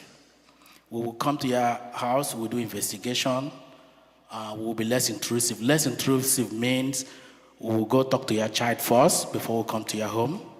When we come to your home, we will just look at the child, where the child sleep, give you some resources to go and on your own do parenting course. But when there's another referral as a result of that same spanking, you will be mandated to do some parenting courses. You may have a supervision order. Supervision order means you may be taken out of the home. At that point, we won't take your child away. We may mandate you to go through to see someone like Auntie Runge who works with us, family counseling, on how to parent a child. We may ask you to do family SOS. Now, the third time when it comes, we will be very, very intrusive. Intrusive means court order, the child may be taken away, all those kind of stuff. So, as an African, cultural perspective of caring for children, first of all, most parents will want to grant their children. They may want to, within the Nova Scotia, when children are throwing tantrum, we will always advise use the less intrusive way to ground them by taking their preferred electronics out of them, asking them to go take some time off. But you can spank, but the spanking is not spanking that will leave injuries on a child. And you ask me, what is the sense of spanking? We have also investigated children that were being spanked with slippers, that were being spanked with a cord. So I can't really say the extent of spanking, but if you spank a child, let him understand, I am doing this.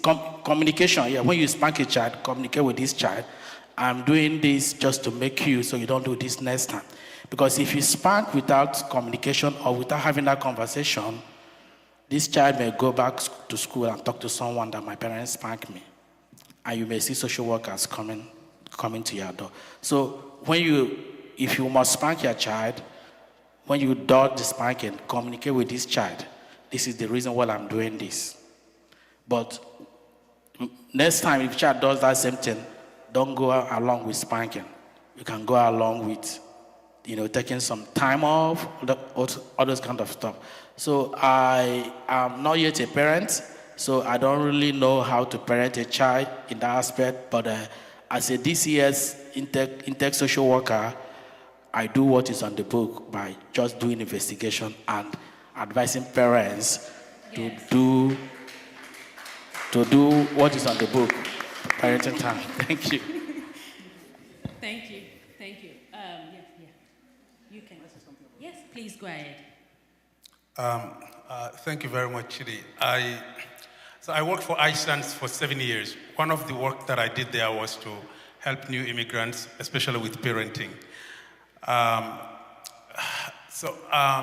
Spanking is not a value, it's a tradition. It's just a tradition. We're used to doing it. We think pain brings good attitude. It definitely keeps the order for a moment, but there is no guarantee because it's an external force instead of building it from the inside.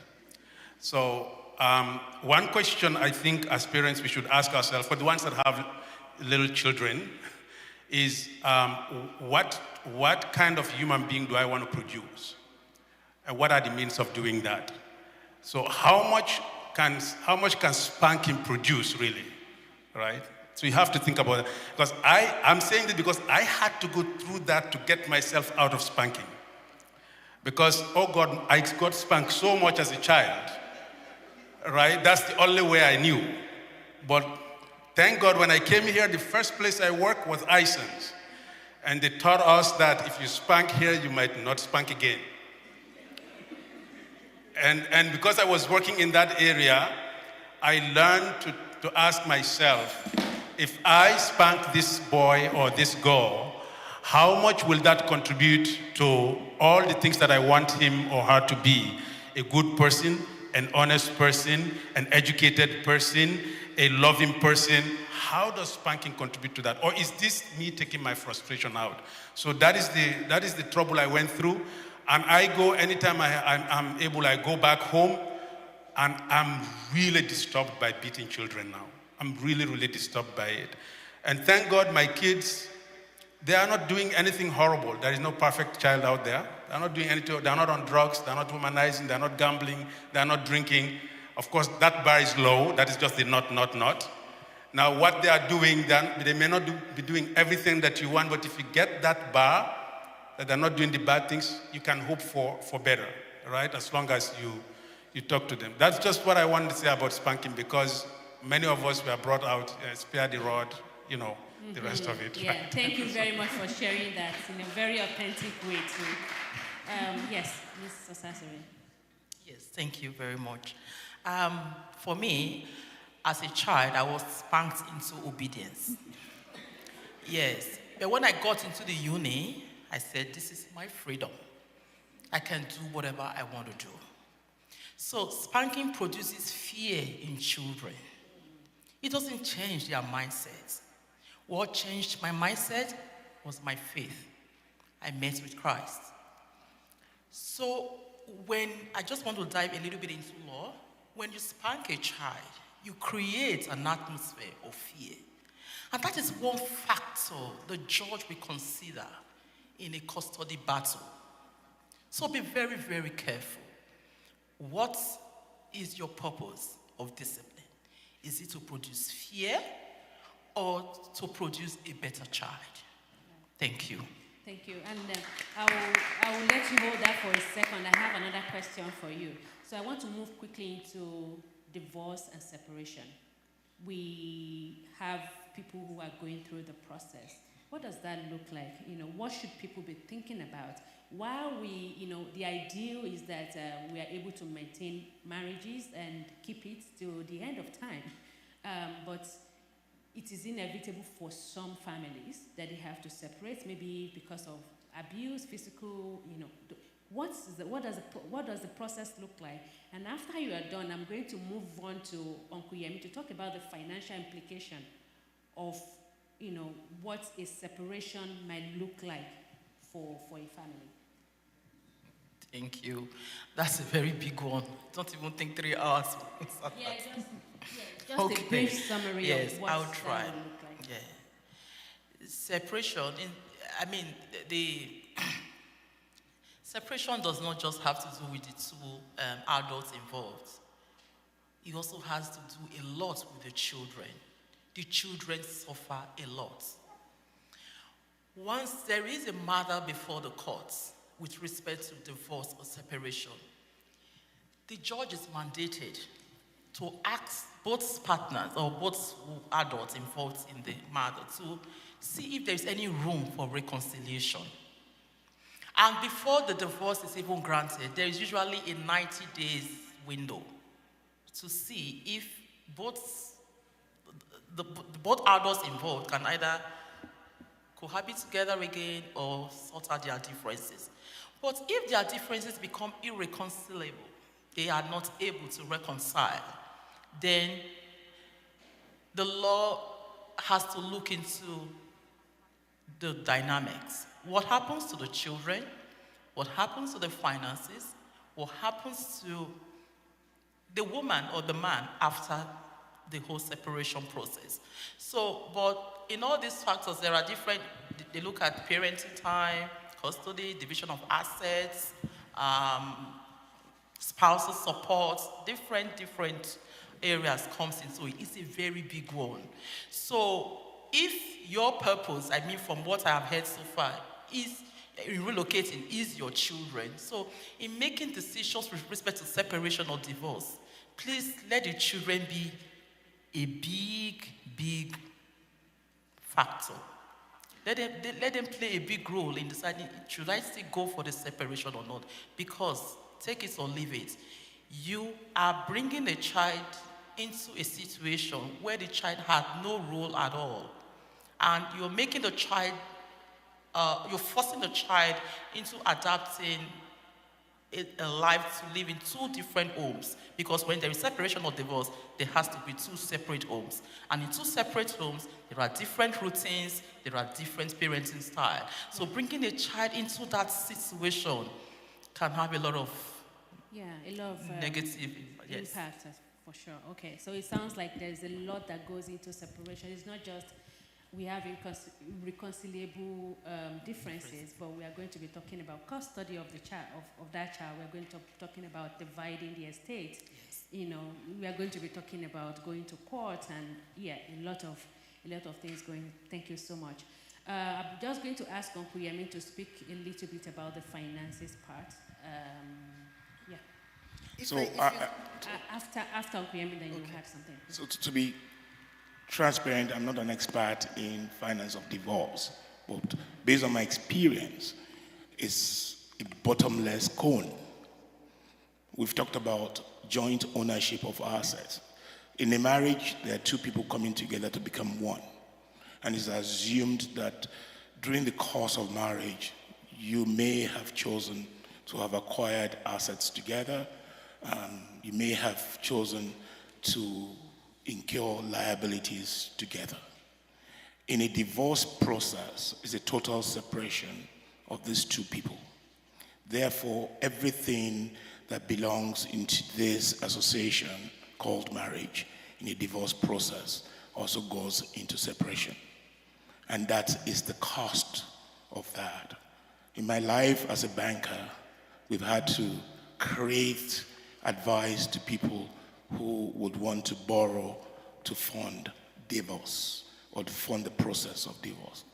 There's a funding of the process, and the only person that wins here are the lawyers. And there's the channel of divorce that is continuous in the life of both parties.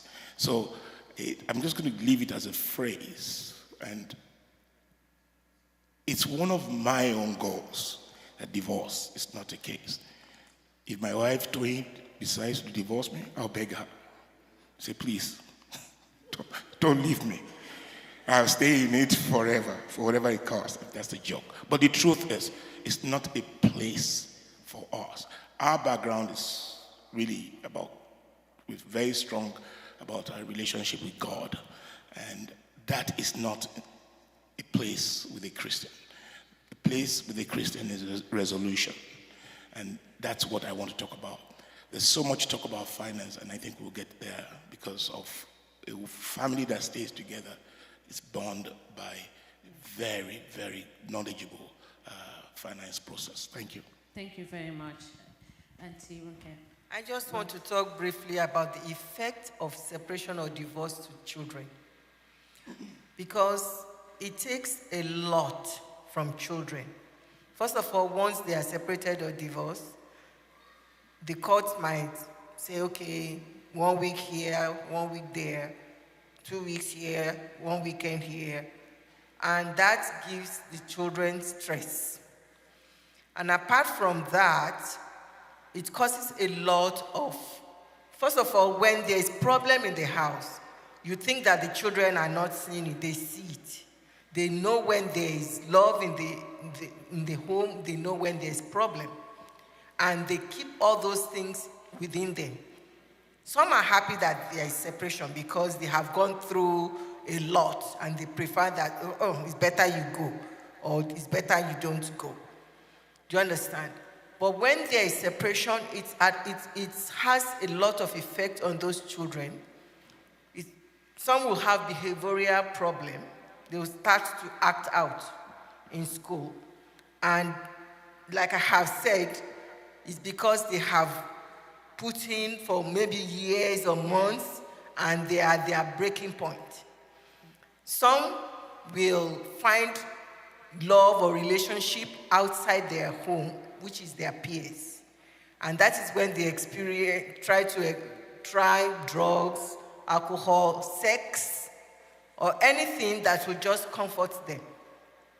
Some become anxious, and the anxiety, they will have social anxiety, they will be afraid. Some, it will change the totality of their life depending on who was the abuser in the home. If it's their dad, they will not like men, they will not like boys, or they will determine that nobody will do that to me again, or to my parents. I had a client, the young girl is just 6 years old, just 6 years old. And usually I start my therapy with breathing. And I think this girl did it once and told me, Ronke, I am not doing no more breathing because I just don't want to go to my daddy. Yeah. So it creates a lot of problem. And that is what we have to think about when we are also thinking about separation or divorce. Thank you, Auntie. So a lot of things to think about. Honestly, we are behind time. There's so much to ask, there's so much to talk about, but as I said, this is the first session. I'm hoping, and the hope is that we would have more and more of this, and we'll be able to target it towards different topics. So maybe we'll have something on finance, something on mental health, family law, therapy, and all of those things. But before I close this session, I just want to ask, do you have any final thoughts? 1 second, anything you want to add quickly before I round up? So when I started, I said the most dangerous thing today is financing in relationship. Finance is driven by behavior. The simple terms of finance is income less expenditure means savings. And savings leads to investment. Maybe one, when two come together, maybe it's better. Let's say two hands wash the body better. So joint financing, I'm not saying joint account. Joint account is driven by families. I am in joint account with my wife and it has worked for us. But joining financing of finance thought together will alleviate a lot of pains today. The most important part of changing your finance is like I said in my life, I came from a different level to start all over again. That it was just not talking about it. It's just that my income dropped hundreds of percentages. Likewise, my wife. And we had to come from that behavioral level and change our psychology, our behavior, and start from the beginning. That, for us, is what we've seen in a lot of newcomers' issues. It is depressing. It cannot be managed by people, but there is a lot of counseling and method to deal with that. So when you fall into those issues, buying homes that are there, comparing yourselves, see these fingers, they're not equal. What happens in my sister's home is not what happens in my home. But you know what? Because we are closing, think about it. Except two would agree, things will not stand together. Finance is a big part of our relationship. It's caused a lot of difficulties in homes, and it needs a lot of management and a lot of advice. Thank you. Thank you very much, Okuyemi. Anybody else has anything to add? Final thoughts? Yeah. 1 second. Yeah, just 2 points. I think just to buttress Brother Yemi's point is, and I'm just saying this because this has helped me. I owe no debt to anything because I will never take a debt. I have many credit cards. None of them. I don't pay interest, not a single cent, because I don't live beyond my means. House is a different thing. Maybe a new car is a different thing. So one way of dealing with your finances is really stop the master from coming after you, MasterCard. That is one, right? Secondly, I'm going to repeat what I repeated before. What I said before is we are so much away from family because of the way the system is set up. We work. If you have a family, you have to actually find time to sit with the family so that you know, because things change and things go very, very rapidly. Go back to the finance. Even your wedding, do not take a debt to do it, because then the two spouses are going to, the first stress is how they pay that debt back. And life starts crumbling right there and then, right? You want to last in marriage? Consider right in the beginning. Yeah. Thank you very much. Again, finances. Anybody else? Last thought? Don't be afraid to ask for help. Never be afraid to ask for help if you need it. There's so many people that can support and help you, either professionally, or your church, or your pastor, or your friend, or somebody that you think you must trust them. But do not be afraid to ask for help. Actually, that is the secret. I usually tell my students, that is the secret of school. Ask for help. Yeah, thank you very much. Yeah, and I just have one thing to say, and this is in relation to mental illness. And please, in relation to what Auntie Ronke said, ask for help. There's no stigma about mental health. If you think about mental health like physical health. And there's help out there. Ask for help. If you can't ask for help, speak to a trusted person. Thank you. Thank you very much. Lastly, please focus on the right thoughts. Stress, anger, resentment, they all come from the mind. Focus on the right thoughts and know that your partner is not your enemy, but a friend. Thank you very much for that. Okay, for me, last thought, I just want to say this again. There is service gap within the child protection parenting course program. The African indigenous people, they have one they call North Grove.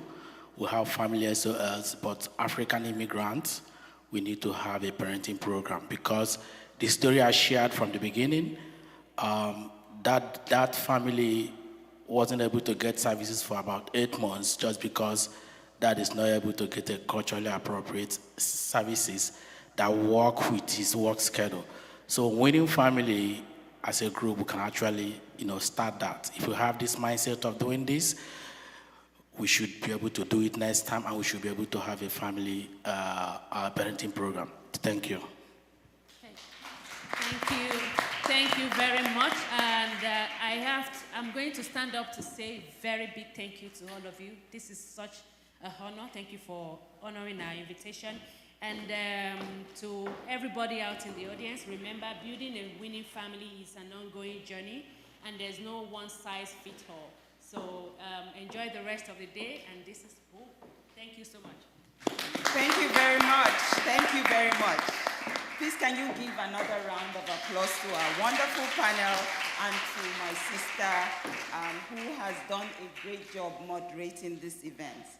Wow, I have learned a lot as well. And I hope that as we all have heard today, family is a work in progress and it requires hard work. So, as we close this Enriching Winning Family Seminar, I would like to thank you for the commitment and dedication each of you has shown toward nurturing and strengthening your relationships. First and foremost, we extend our heartfelt thanks to our exceptional panelists who generously shared their wisdom, insight, and experience. This was just a cold call that we made, calling people in the community that were willing to come and devote their Saturday to spending time to share and help us. Your expertise has been the bedrock upon which this seminar has flourished, and your contributions have enriched our understanding of the complexities of marriage and raising children in an ever-changing environment and ignited hope and inspiration for us all. A big shout out to our volunteers, to our MC Blessings, I don't know where she is, and to our moderator Tokwe, and many others whose tireless efforts have made this event possible. Your dedication, passion, and selflessness have not gone unnoticed, and we owe you a debt of gratitude. Your support has been the backbone of this seminar, ensuring that every detail from logistics to participant engagement was executed flawlessly. We sincerely appreciate our sponsors whose generosity and belief in the importance of healthy, thriving, and winning families have made this event a reality. Your support has facilitated this gathering and enabled us to extend our reach and impact, touching the lives of families in ways that will resonate long after this seminar concludes. And I want to assure Chidi that we are definitely going to work towards that parenting for immigrant families. We thank the United African Canadian Women Association and the Association of Nigerians in Nova Scotia, Community Update, and the Immigrant Parents Network.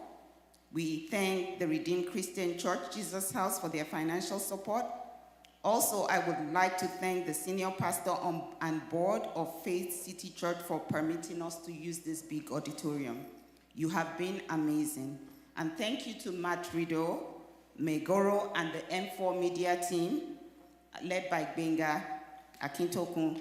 Thank you for helping us with the sound and audiovisual equipment. Please give them all a big round of applause. As we part ways, we want to continue the journey towards a more vital, fulfilling, winning families. We have compiled many resources that are available at the community support table over there. And our panelists will be around briefly in case you have questions. And we appeal to people that have kids here. There's an event that is planned in the nursery at 1:30 that you please pick up your children as soon as this event is over.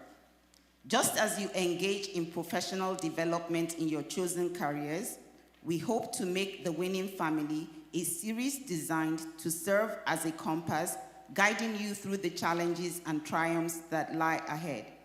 You will receive a survey after the event. Please complete it to help us continue to plan the series that will be beneficial to you. I conclude with the great Maya Angelou's quote, "Do the best you can until you know better. Then when you know better, do better." Please remember the journey of winning as a family requires constant nurturing, communication, and growth. We hope that you leave here not only with new knowledge, but also with a renewed sense of purpose and commitment. Now that you know better, we hope you will do better to win as a family. Thank you once again for being a part of this remarkable day. We look forward to your continued success and growth in the days, months, and years to come. Safe travels, and may your families continue to win and thrive. Thank you.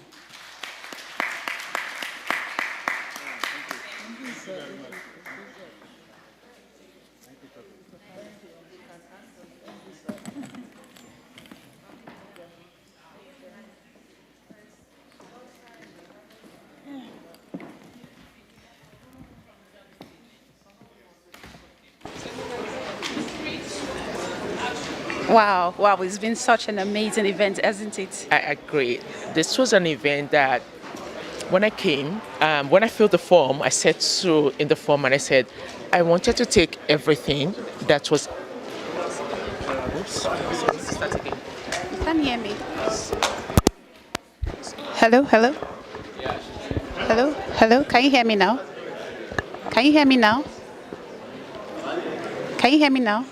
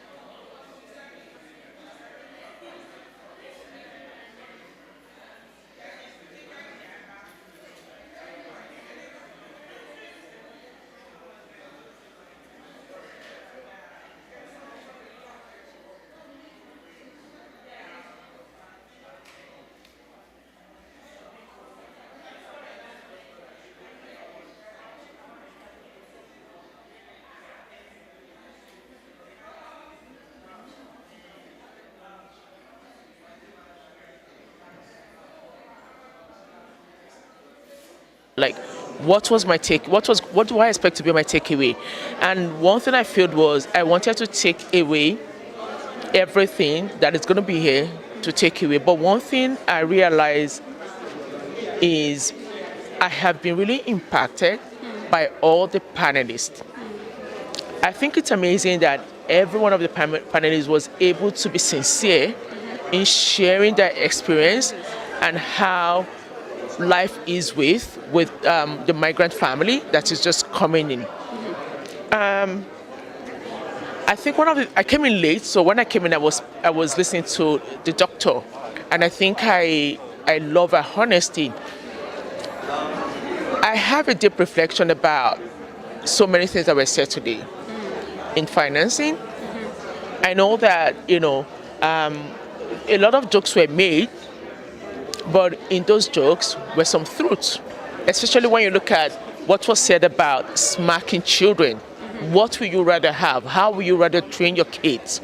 How will you rather give the rules and consequences? Do you have to beat the children?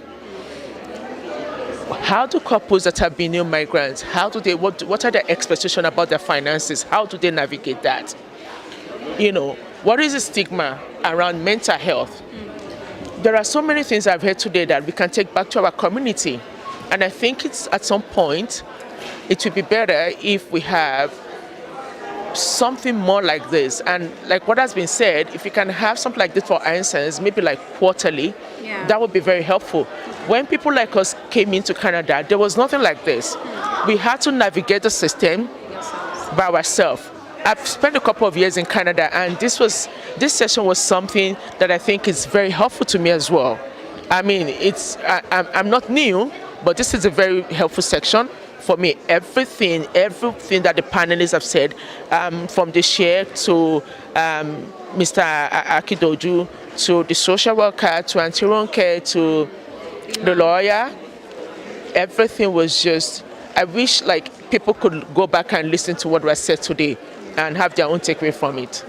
Yeah. Thank you so much. Thank you. Have a wonderful day. Yes, well, thank you. Okay. So we'll still take more feedback on this, and we have more people to come in, to tell us how today impacted their lives. Okay. So tell us your name and how was today? Mohammed Yafa. I think it was a very good decision to have a session like this. We don't have many sessions of this kind. The attendance was good. The speakers really, I'm one of the speakers, but I'm talking about my colleagues. They really did a very good job of presenting out of their knowledge, but also their experiences. And I think that matters a lot. So I enjoyed it. I'm really happy I was here, and I was honored to be part of the panel. Thank you so much for having you. We hope to have you again next time. Thank you very much. All right, take care. Okay, we'll take more community updates from those of us that have participated in today's event. It's been such an amazing one. And I have with me here another participant, and she will be telling us how today has been impactful. Thank you, Vicky. So can you tell us what stood out for you in today's event? I think just the wealth of knowledge of just all the different people in the areas of our African community that are here to show us and help us how to become a winning family. I don't have a family yet, but I definitely got some advice there to how to one day get to be that winning family. Yes. Aren't you lucky? Yeah. Some of us didn't have that opportunity, but you do. Yeah. Okay. Thank you so much. Thank you. Have a wonderful day. Thank you very much. All right. Take care. Thank you. Yeah. Okay, we'll still have more updates from the community, so stay tuned with us. Today has been such an amazing day. We want to say thank you to the sponsors, United African Canadian Women Association. We want to say thank you to the Faith City Church for providing this facility, and other sponsors from the African Association of Nigerians in Nova Scotia, the Immigrant Parents Association, and Community Updates for making today's event a wonderful one. Please, if you're just tuning in, rewind back the video and watch more of the clips from the first session till now. And until next time, my name is Faith Afolabi. Thank you for staying with us, and we'll be back. Take care.